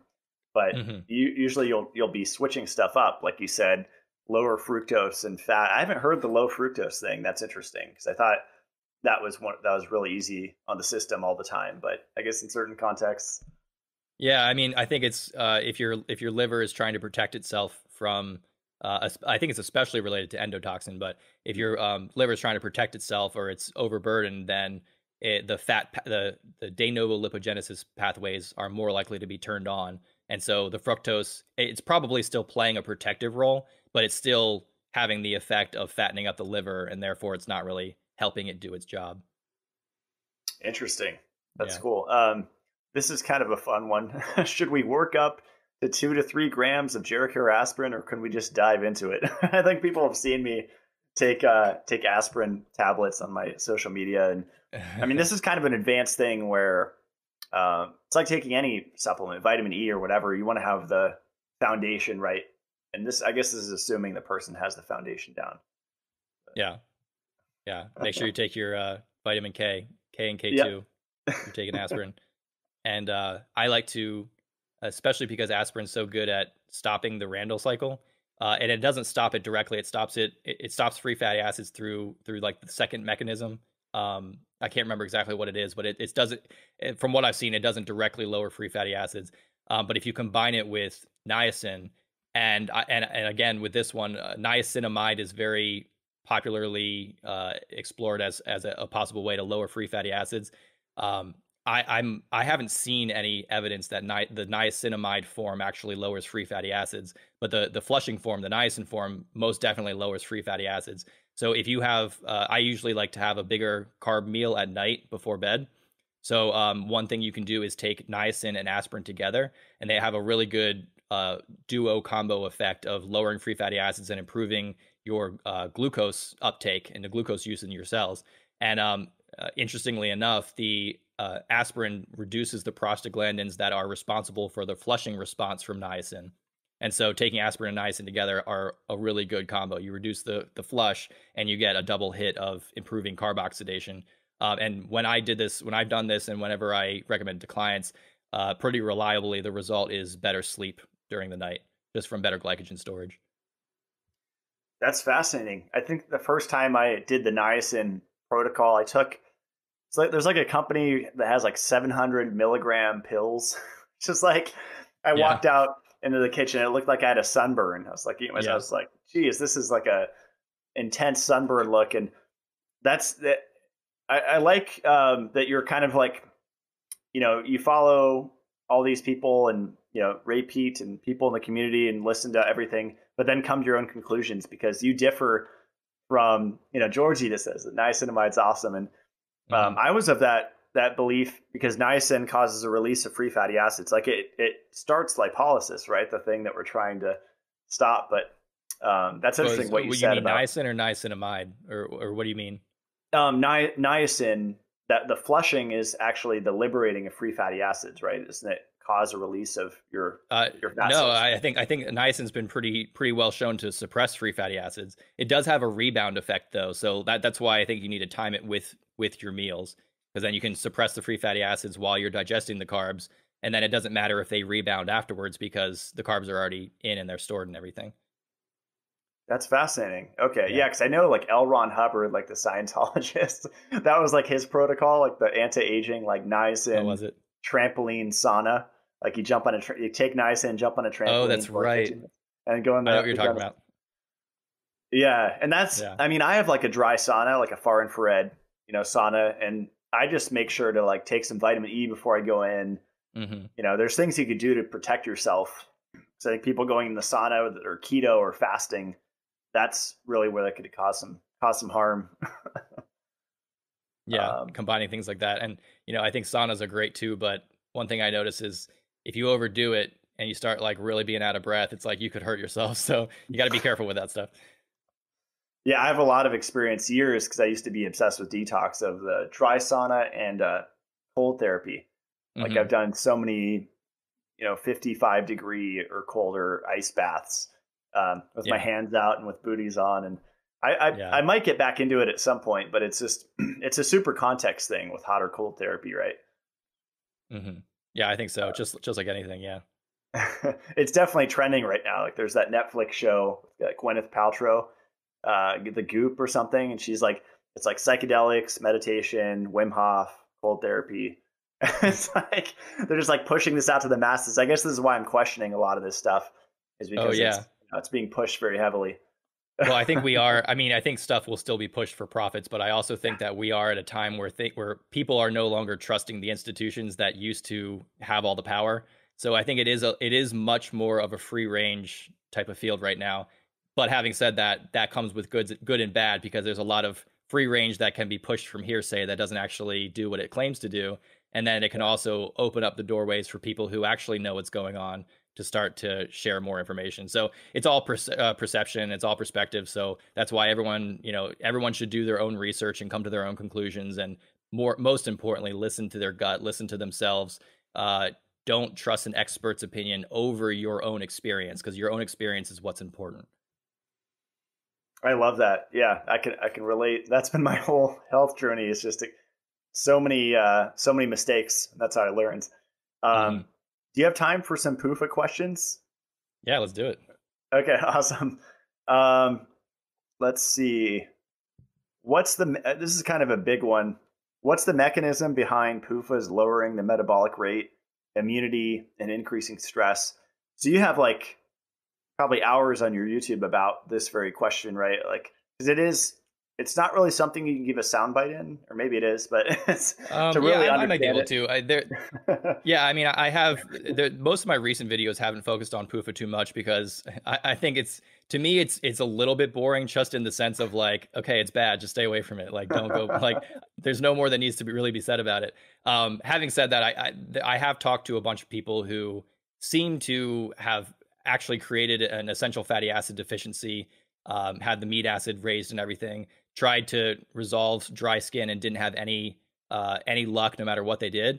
And so, it makes me at least perk up a little bit and say like, well, okay, maybe they're essential. I don't know. Like, I'll leave that open. But the what is definitely true is that you don't want a lot of polyunsaturated fat. You don't want enough that's going to start oxidizing. And so the antioxidant system, you could almost view it as like the ceiling at which you can handle polyunsaturated fats. And as soon as the polyunsaturated fats exceed that ceiling, now you're vulnerable to the effects of the reactive oxygen species and free radicals that start to form. So the basic mechanism of why PUFAs are so bad, is that if they're eaten in a food and bound in the triglyceride form, absorbed in lipoproteins or chylomicrons floating around the blood, they're pretty much safe. They're not going to hurt you, because the triglyceride form helps to stabilize it. The chylomicrons are protein bubbles that sort of house it, and so usually you're not really going to have too much problem with that. But the problem does come from when you store polyunsaturated fats in your adipose tissue, and then through lipolysis, based on some sort of stress reaction, release free fatty acids into the blood. So free fatty acids, to me, they're a brake on your metabolism. It just seems that way from every angle that I look at it. That when you release free fatty acids, you're lowering your carbohydrate use, saving the carbohydrates for the specific organs that need them. You're decreasing your carbon dioxide production, and therefore decreasing your oxygen utilization. A bunch of other stuff that goes along with that.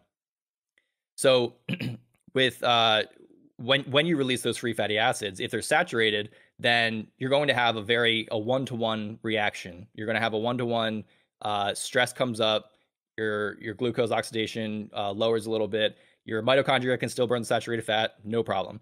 But if you release polyunsaturated fats, now because of the double bonds, you're combining them in the mitochondria with heat and oxygen. And so heat and oxygen are very good at breaking double bonds in polyunsaturated fats, causing lipid peroxidation byproducts. And so these free fatty acids are now going to have a bunch of damage throughout your entire body, especially damaging the mitochondria, which then lowers the ability for those mitochondria to produce energy.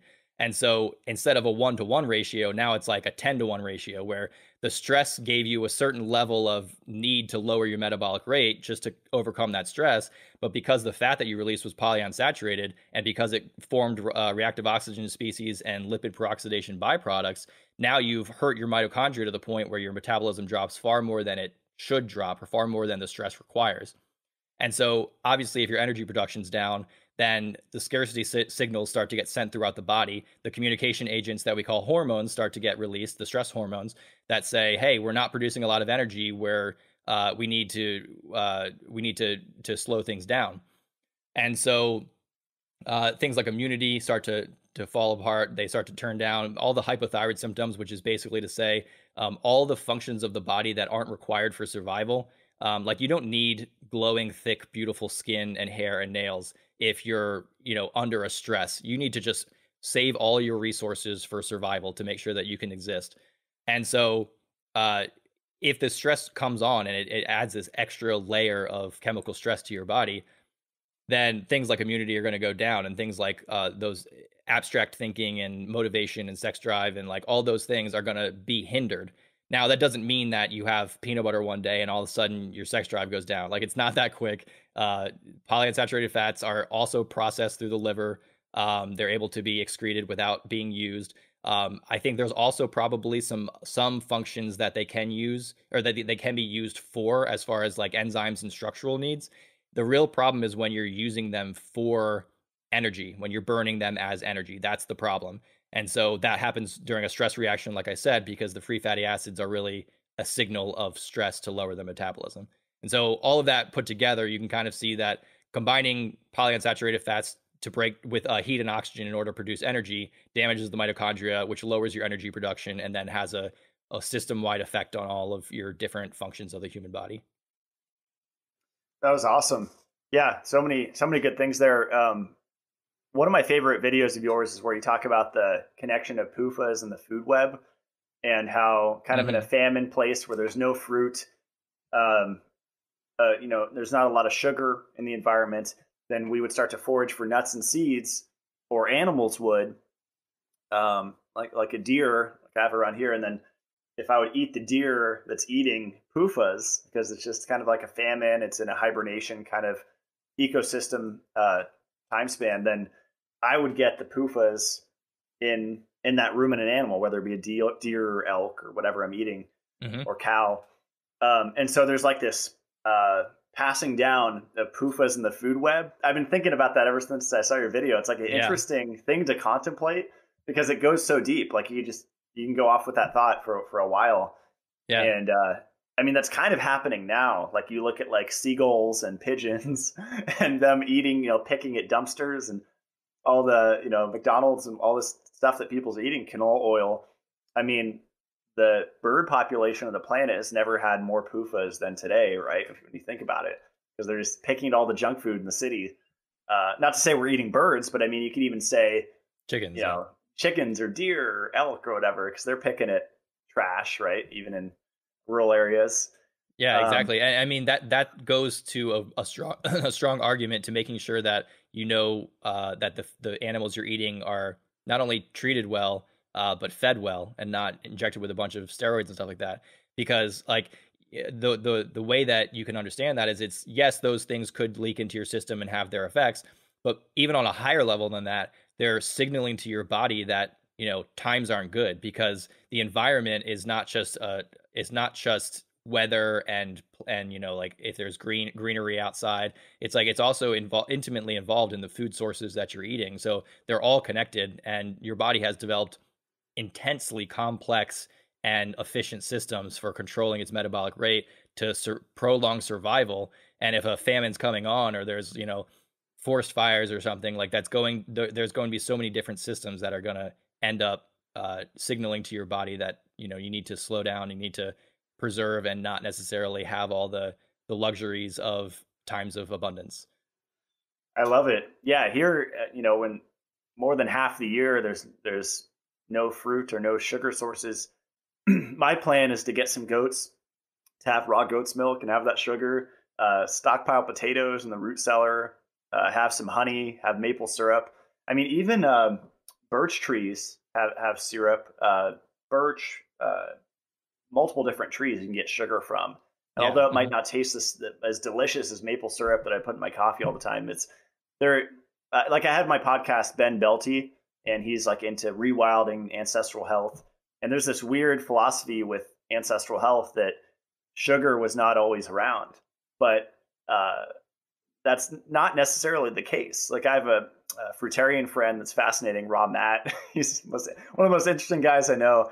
100% fruitarian, and he's coming from like a biblical perspective, he's very strong, healthy MMA fighter, Hmm. very strong. And he was saying that the whole planet used to be tropical, even at the poles. Like there was fruit everywhere before the flood, and every civilization has their flood story, right? So Yeah, it's yeah, yeah. interesting.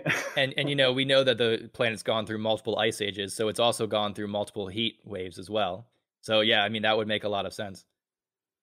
Yeah, yeah, it's fascinating. Yeah, and yeah, I also want to say like PUFA is not just blanket bad. Like I like that you say that about serotonin and PUFA, and I might Hmm. sound that way sometimes. I have an anti-PUFA product essentially, but Yeah. I think I'm really anti like cod liver oil, algae oil, fish oil, and I think we can all agree that those are harmful. And I just look at it like iron. Like we don't have to ever worry about iron. Like I drink root beer, natural brew. It's like a healthy root beer. It has 1 milligram of iron per bottle. That's Hmm. my whole iron requirement for the day. I think it's similar with PUFA. It's like we eat 1 or 2 eggs, um, usually like 1 gram of polyunsaturated fats per egg, right? It's like you don't have to think Yeah. about getting PUFAs. I think that's really what people Yeah, are exactly. going And to then get. I'm going to tie this right back because it's like this is one of my core messages around the emotions is that do you feel like your body's that vulnerable to 1 gram of polyunsaturated fat from an egg that you can't eat it without breaking down into like the stress state and everything? It's like it's your body is very capable of handling these things. So obviously, you don't want to overdo it. You want to take care of yourself, and if there's evidence that it's not helpful, then stay away from it. But don't turn it into a dogmatic approach where you're not allowing yourself freedom to enjoy life because food is supposed to be enjoyed, and a whole food source like eggs, I can't think of a one eggs are such a good quality food. Like to have 1 gram of fufu and it's like okay, well, like don't worry about it, you're getting so many other great things from it, all the cholesterol and choline and the proteins and vitamin D and vitamin A and all those good stuff. Yeah, I do my best to kind of because I think people tend to go to the extremes. It's just human psychology. So when I Yeah. share, my PUFA Protect product, it's like, oh, I want to eliminate all of it. Like my old one used to have sunflower oil, and there's PUFA in that, and is that harmful? It's like no, the vitamin E neutralizes it. Like the psychology of people is really fascinating to me. Um, and Well, you could and also experiment.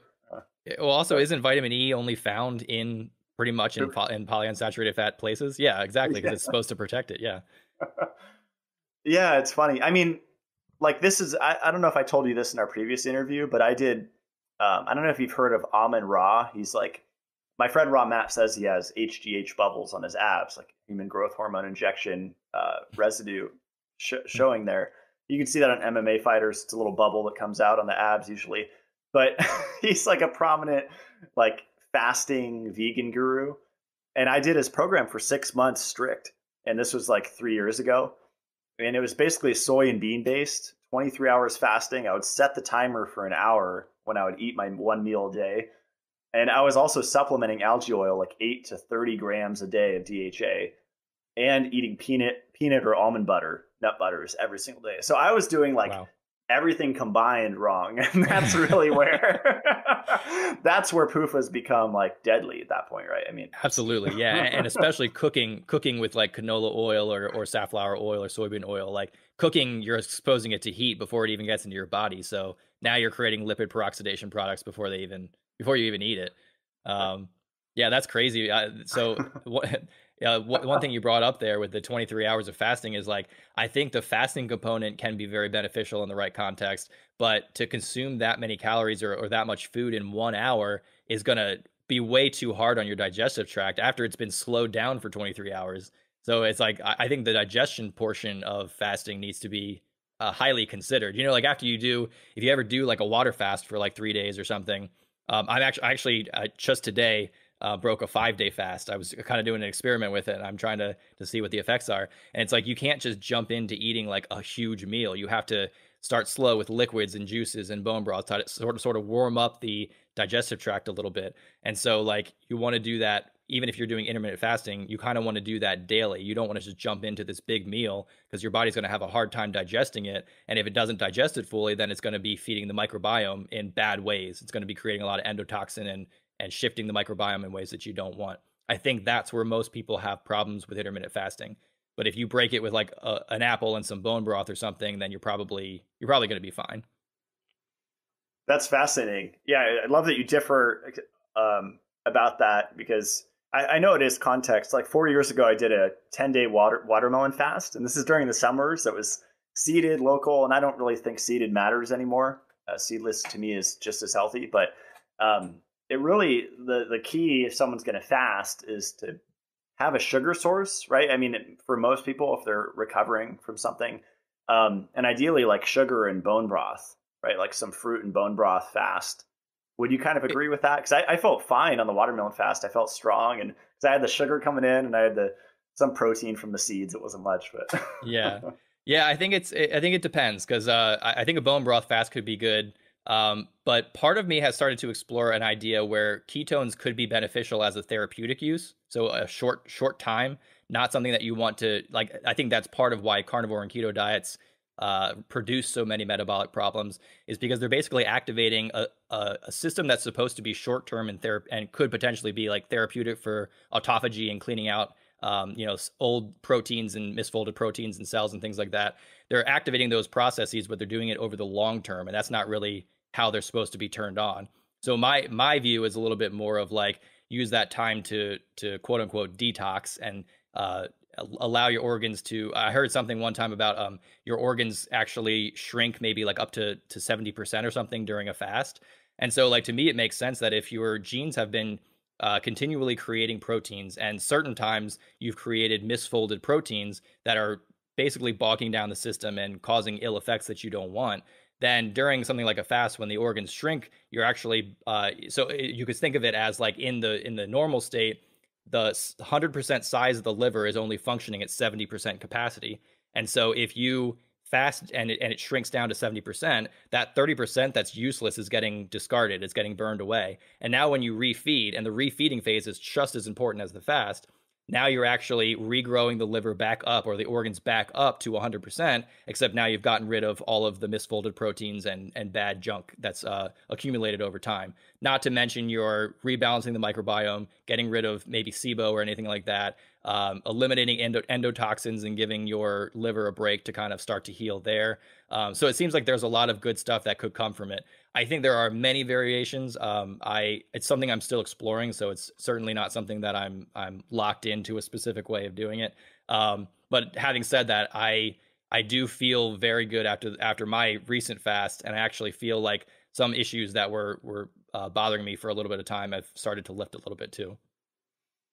that's awesome. Yeah, I think if you can get like the sulfuric and nitric acid out of the water, and then all of the contaminants, and then get the bicarbonate electrolyte salts in, like magnesium, sodium, calcium, potassium, like the water that I share. I think that's the way to go. I think it has more benefit. I don't know if you've heard of like the vegan guru, so many of them, Lauren Lockman. He was somewhere in South America, and he had a water fasting retreat, and a woman died there. And I think he might have had a legal thing going on from that. But I think it's people can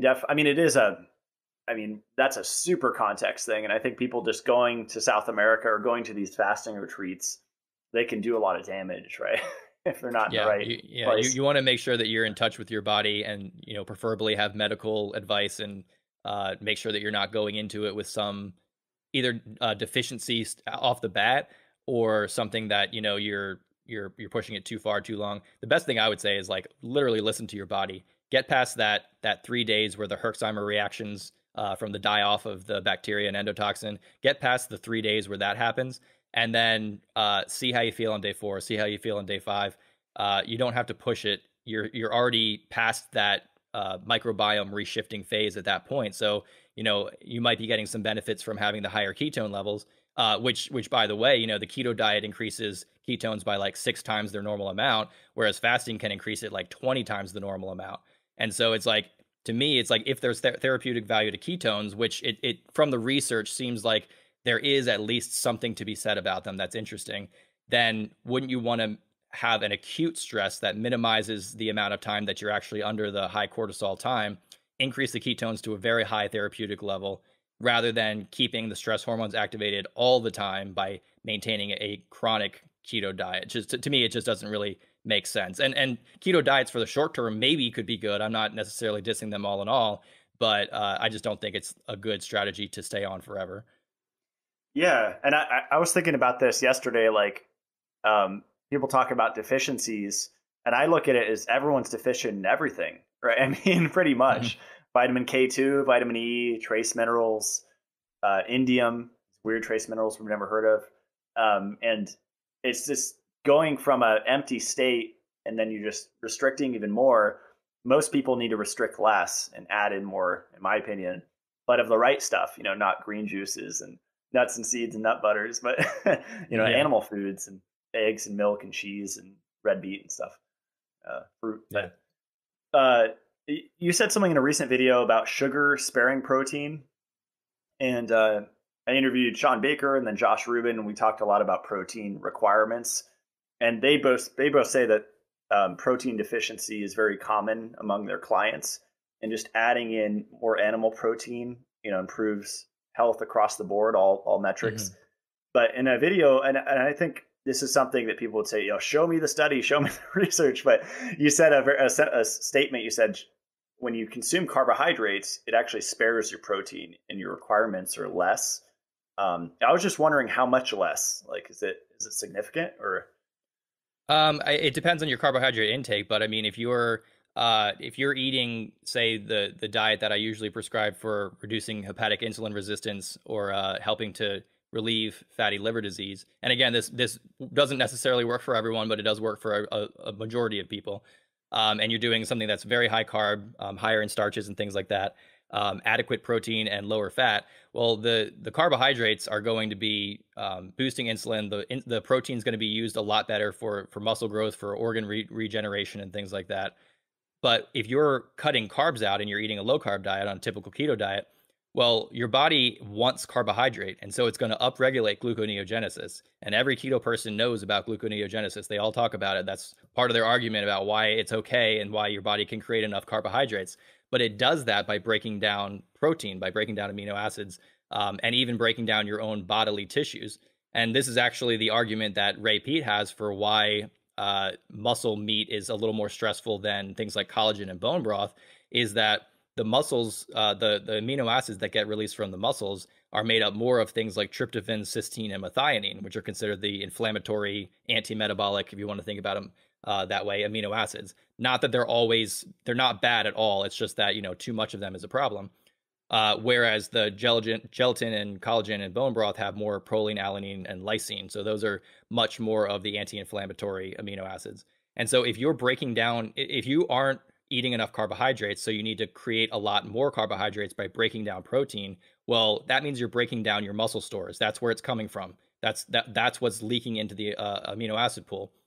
And obviously, the degree that you're burning fat to spare carbohydrates will also lower the amount of gluconeogenesis. But you really can't get around this idea that you're dumping all these amino acids into the blood, signaling to your body that you're in a time of low food. For example, being in a fasted or starvation state, which would be something that needs to be managed. You need to slow down your metabolism. You need to handle these things.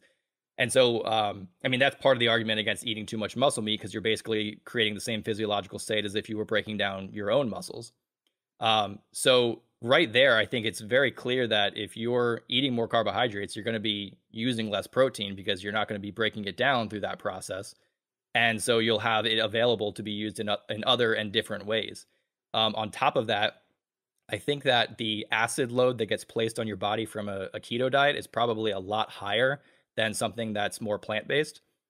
And when your kidneys have to release acids that aren't carbon dioxide. So whenever you produce energy, you produce acid, whether it be a keto acid, lactic acid, or carbon dioxide. Carbon dioxide can be easily managed by breathing out. When you breathe out, you're helping to release the carbon dioxide and realkalinize your body a little bit. But the kidneys are much slower, and the kidneys have to process some of the other acids that are released. So, I mean, obviously the liver is connected to this as well. The liver has to regenerate lactic acid into glucose via the Cori cycle. But when the kidneys release the acid from the blood, the extra hydrogen ions, they do so by releasing nitrogen. And so if there's too much of an acid load on your body, then the kidneys are burdened to release more protein, more nitrogen, so that your net balance is probably now going to be tipped more towards nitrogen excretion rather than nitrogen retention. And so when we talk about muscle growth, we're talking about organ health. You obviously want to either be at nitrogen balance with a higher turnover rate to keep the cells healthy, or you want to be in a growing state where you're in positive nitrogen balance, where you're gaining more of these proteins and holding on to them more. And so I think those two reasons probably are at least reasonable arguments to consider that your protein requirements would be higher on a keto diet versus something that includes adequate carbohydrates. That's interesting. Wow. Probably a lot less expensive too, because if you're just doing steaks for every single meal, if you add some potatoes to it, you'll be saving a lot of money, right? Too, and you won't need as much. Interesting. That's fascinating stuff. This might be the last one. How to lower lactic acid after being low carb. Yeah. So Same I line. think that both low carb and overtraining typically leads to really high lactic acid levels. So one thing is going to be to boost your liver health. From what I just said, the Cori cycle is responsible for taking lactic acid from the muscles and regenerating it into glucose. So the faster you can do that, the stronger you can do that. And then similarly, the stronger you can keep your kidneys, then the faster they're going to be processing. So I think a lot of that has to do with maintaining the acid-base balance. So one thing you can do is take sodium bicarbonate. Part of the reason that baking soda, sodium bicarbonate, works to increase the number of reps that you can do in the gym, and that's pretty reliably shown in the studies, is because it adds bicarbonate, which is responsible for buffering the acids that are released in the blood.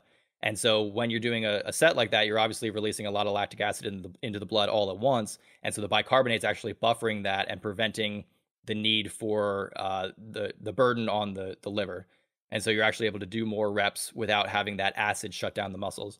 So I think something similar like that would help to come out of a high lactic acid state. But I don't think sodium bicarbonate is the best option. I think that typically eating more alkaline forming foods is probably the way to go. It'll take burden off of your kidneys and liver, and it will help to neutralize the excess lactic acid and hopefully allow more of the acid-base balance to shift towards carbon dioxide and away from those non-gaseous, non-breathable acids that have to be handled by the kidneys. That's awesome. I get people all the time that says, about bicarbonate. They're like, won't that neutralize my stomach acid? And people already have low HCl. Yeah. But it's my understanding that bicarbonate can change back and forth to carbonic acid. So there's like arrows going both ways with bicarbonate and carbonic acid. And carbonic acid is amazing for digestion, right? Yeah. So, I mean, but the difference is that if you're eating like a high, so that is a caveat, is that I wouldn't say don't take sodium bicarbonate with like a big steak or something, because that's a bad idea. Certain foods need a lower pH, a stronger hydrochloric acid content than others. So if you're eating a big steak, a lot of protein, you need that hydrochloric acid to break that protein down.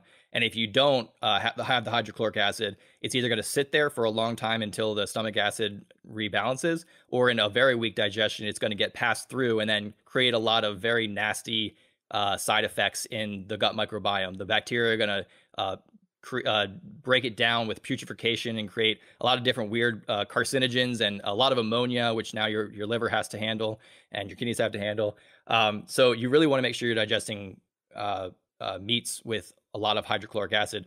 But if you do take sodium bicarbonate and you take it with something like fruit or even just a starch by itself, those don't require nearly as low of stomach acid. Something like 3 or 4 pH for those is necessary to break it down. Whereas like I believe it's like 2 or less, pH of 2 or less for meat and for steak.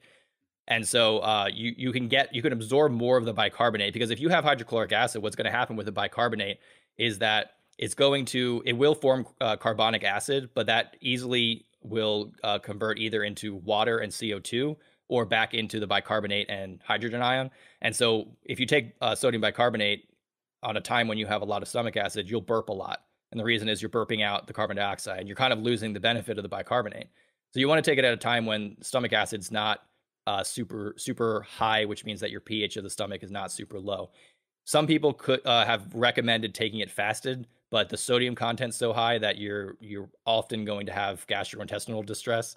I think the studies show that like it builds up over time, that you get better at digesting it on an empty stomach, but I would still sort of avoid that. I just don't think it's really the best option to go. I would rather you take it with like a piece of fruit or something just to help balance it. That's awesome. Yeah, I have like a SodaStream carbonator, and I'll just pour out shots of magnesium bicarbonate, and I'll just do that throughout the day. And I've overdid it many times, like had loose stools for like 3 days. If I get up, I mean, you have to get really high, like 12 ounces, 16 ounces of magnesium bicarbonate, and it will cause like diarrhea for a few days, but then you balance out. But yeah, it's easy to overdo that one. Maybe a last one, prominent red veins in the eyes. That's like a nitric oxide thing, right? Or it could be. I could see it being that. I don't know that I have an answer on that one because I haven't really studied the eyes at length, but it definitely has something to do with vasoconstriction or vasodilation in the eyes, so that the eyes are actually becoming have an excess of blood flow to them. I would think it has to do with being dry eyes as well. Maybe looking at screens for too long, not blinking enough, things like that. Awesome. Yeah. Cool, Tim. Well, I appreciate your time. Just about 2 hours, and that was super fun. And yeah, you're just a wealth of knowledge. I love how open you are to learning and changing, and how open you are to saying, yeah, I have different views on this and that, and that's how I am. And I think that's very respectable, and people can learn from that, because I find myself getting into these rigid dogmas, and it's like I listen to people and it like shakes me out of it. I'm like, wow, I should actually just be a little, experiment. And a lot of them I've already done the experiment, so I know it just doesn't work for me. But certain things, yeah, there's always context involved, right? Exactly. So. It's definitely the harder path to walk, because you have to constantly take conflicting data and try to find the truth in it, rather than just collapsing into like, oh, this is right, and I'm just going to preach that this is right no matter what. It's like there's always more to it. You got to put the extra work into figuring it out. But also, I think that is part of why I am able to pick up and learn as much as I can, is because I'm always staying open and not just saying like, so it's like, how does that work? Okay, why is that? Well, what about this? What about that? Always asking those questions, rather than just being like, okay, this is how it is, end of story, shut my brain down, don't have to worry about it. It's like, no, you have to go deeper. Yeah. And I think for people like us, or I can just say for me, like going out into nature and doing that thing of practicing not actively thinking, I connect so many more dots than I would if I'm sitting here at the computer reading articles and reading books and studying. Yeah.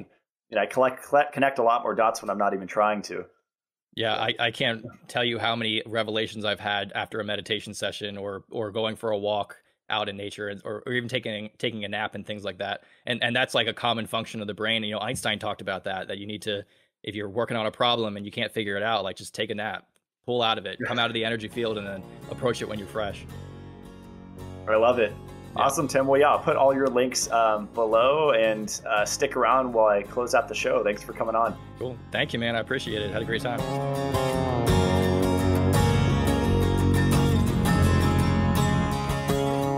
That's it for today's show. I love Tim's explanation of learned helplessness. That's a concept that I've heard about through this metabolic circle, but I've never really understood until he articulated it the way that he did. Basically a pattern of giving up that he said happened in the lab animals when they kept shocking them. And that's really common. I see apathies. I mean, we talk about COVID-19 as an epidemic. How about apathy being an epidemic? People not caring about living in a human factory farm, about not having real food, about having these oligarchs dictate to us peasants what is so, and the rules, right? When we outnumber them multiple times, and in the end we have the final say. But people are so apathetic that they're just in this fog, and they let other people control them. So there's so many different aspects to health, obviously, and I mostly stick to the nutritional side. That's what I'm most interested. Psychological definitely plays a role. Family structure. I like what he said about the mother and the father roles being different. And that's just a fundamental fact that I think has been lost in this social justice warrior society we're in. That the mother is nurturing and pretty much the glue that holds the family together. And then the dad's the authority and the worker. And that's just the natural order of things. And that's been lost. And I think that's really unfortunate. And when you combine the fact that we don't really have real food and water anymore, then we're talking about the brain not even being fully functional. And you combine these ideas, and that's just, it's not good. It's really harmful to mostly the future generations, the children. That is the ultimate loser in this scenario. But I am hopeful, especially for the people that are starting homesteads. I have a lot of friends that have bought land and that are genuine, God-fearing, good people that generally want to help others and aren't just pretending. Because there are a lot of those characters in the health community. They're just pretending to want to help others, but they're really just trying to gain power for themselves. So it's really about finding the people that, to me, fear God and that don't want to become God themselves. And obviously, Tim and I differ in our spiritual beliefs, and I'm sure most of the people I interview on here I'll differ with spiritually, but can still have a good conversation with them, obviously, and talk about a lot of different topics. I do plan to have more episodes on here with Christians, so Dorian Virtue, Stephen Bancars. Those were two really interesting interviews that I had. I really enjoyed those. And I'd like to have someone on to talk about extraterrestrials in a biblical context, because that's a subject that I'm fascinated with. And I think it's all important. You have to understand that serotonin is a stress hormone. You have to understand that we're in a human factory farm and the ideal is to eat more animal foods. And you have to understand that most people are in a constant state of stress. And it's not just all of these external things like 5G and traffic, and all of these things do play a role, but people aren't able to adapt. And yes, it's adapting to an insane amount of stress, but even if you could somewhat adapt, then my history of how I got out of the matrix, out of the human factory farm, and I'm still getting out of it. It's a process, but I started to reduce my stress. And that was the start of really coming to and understanding the trap that I was in and all of the patterns that I was in, was to actually lower my stress. And that was when I started to lift the lid of the coffin and start to crawl out of that death trap just by lowering my stress. And I've been doing that for the last, I would say, 4 or 5 years, and especially in the last couple years. And it's made a huge difference in my life. I've never been more clear and made better decisions, because you're just paralyzed when you're in a constant state of cortisol. And all of these movements like keto and intermittent fasting and sugar-free, zero carb, this all feeds, in a bad way, the stress response. It increases your stress chronically. And when you're stressed, you don't think right.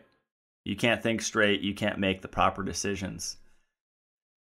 So this is going to be kind of a short little outro, because I'm getting the homestead started here. We're actually getting some goats and picking up a second gosling. It's a baby goose today. Those are kind of like watchdogs. They're really good to have, especially if you have chickens and other animals to defend.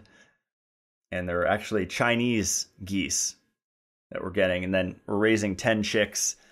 So this is stuff that I've been wanting to do for many, many years. And I've dabbled. I've had bees and chicken coops and all these things. But now I'm doing it all together with the pristine water, giving all the farm animals pristine water. And we'll probably start custom building the feed, because I get a lot of questions about what do I feed the chickens.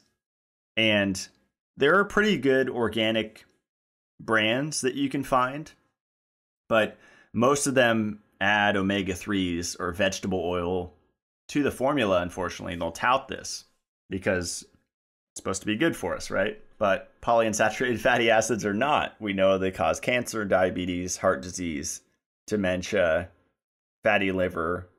They age us, cause every disease. And they complex with iron to create lipofuscin, which doesn't allow your body to heal. It doesn't allow autophagy to happen. So we'll be custom blending a seed mix, but for now we just do our best. I know that one egg has about 1 gram of unsaturated fat in it, polyunsaturated fat, but the saturated fat helps to balance that out. And then depending on what you feed the chickens, then that will be even lower. And so the ultimate goal for me is to have relatively low PUFA eggs, but I'm not being neurotic about it. Like Tim and I talked about in this interview, it's not about going PUFA free. That's extreme and it's unnecessary. It's just lowering your PUFA intake, taking vitamin E, eating saturated fats, giving the liver sugar so it can store glycogen, so they can do glucuronidation to excrete these toxic unsaturated fats that you've had your entire life in your tissues. It's really about that. So you have to focus on the right thing. It's not about being extreme and trying to eat no PUFAs, because it's literally impossible. It's like trying to get no iron. You drink a root beer, there's 1 milligram of iron. Big deal. I take Shilajit, and that is my mitigation for iron, and then vitamin E is my mitigation for PUFAs. But yeah, I just wanted to share the update there. Have some bees on the way as well. I kept bees about a year ago and learned a lot. Never harvested honey or anything. Didn't get to that stage because a black bear kept climbing the fence at my old place and knocking down the hives. So it's really trial and error. That's what I learned, and that's been my process with health and with homesteading. If you're interested in producing your own food on your land, hunting, foraging is great, but homesteading with that's really the combo. That's true food security. That's true wealth. Instead of hoarding toilet paper, how about get some chickens, get a chicken coop, get some beehives. That's way, way more valuable than toilet paper. You can wipe your butt with anything. And it just fascinates me how people have responded through this whole thing. It really lit a fire under me to go a little faster with my goals of food security, because that's really what it comes down to in the end. Food's going to get really expensive in the coming years. They're going to push eating bugs and anti-meat campaigns and all of these things. And really the way to survive is to know how to steward animals, chickens, geese, ducks, bees,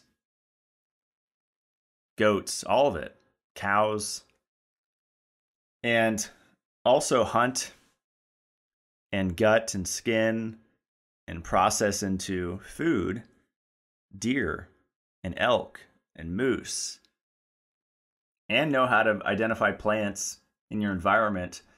I've had some interesting people on in the past where we spoke about this, especially Ben Belty was really good. Chris King, that was a good interview about hunting. And I'm sure as I'll get into it, I'll interview more people and I'll have better questions in the future since I'll have more experience with it. So I'll put the links below to where you can check out Tim's work, amplifiedvitality.com. You can sign up to his email list and he'll send you his ebook, Hepatic Insulin Resistance. And he has a Patreon page where you can support him there for about $20 a month. and get some awesome content there. And then his YouTube channel, which I would recommend binge watching. Most of his videos are around a half hour, so maybe doing one a day or something is good, but that really helps to get a well-rounded view of bioenergetic health and what that means. And as always, if you want to support the show and my work, you can go to matt-blackburn.com. The link for that is below as well. That's all my recommended products. I update that regularly and add products, sometimes even take them off. But those are my current recommended products. I use all of those, and most of them have discount codes. And my brand, Mitolife, you can find it at mitolife.co. I just upgraded the vitamin E to contain MCT oil as the base. And I actually just released a vitamin K2 supplement. It's actually a K complex. It's called Purely K. And it has 400 micrograms in 2 capsules. That's the recommended serving. And I usually take it with eggs or my steak. And that's an amazing dose of K2 in the MK7 form. And I also have MK4 in there and K1. And I believe you need all of them. They all have a really beneficial role in the body. Been getting amazing results from that. Definitely an energy boost, since vitamin K is a quinone that acts even better than coenzyme Q10. Think about ubiquinol, ubiquinone, quinone, menaquinone, menaquinone 7. That's what K2 is. It's like CoQ10, but better. It's incredible. Today's quote is by Hans Selye. Was America discovered by the Indians, who were here from time immemorial, by the Norsemen who came in the 10th century, or by Christopher Columbus, who arrived in 1492? Is it still being discovered now every day by anyone who drills a new oil well or finds another deposit of uranium on this continent? It depends upon the particular aspect of America and upon the extent of exploration to which you attach the greatest importance. Discovery is always a matter of viewpoint and degree. Whenever we single out an individual as the discoverer of anything, we merely mean that for us, he discovered it more than anybody else.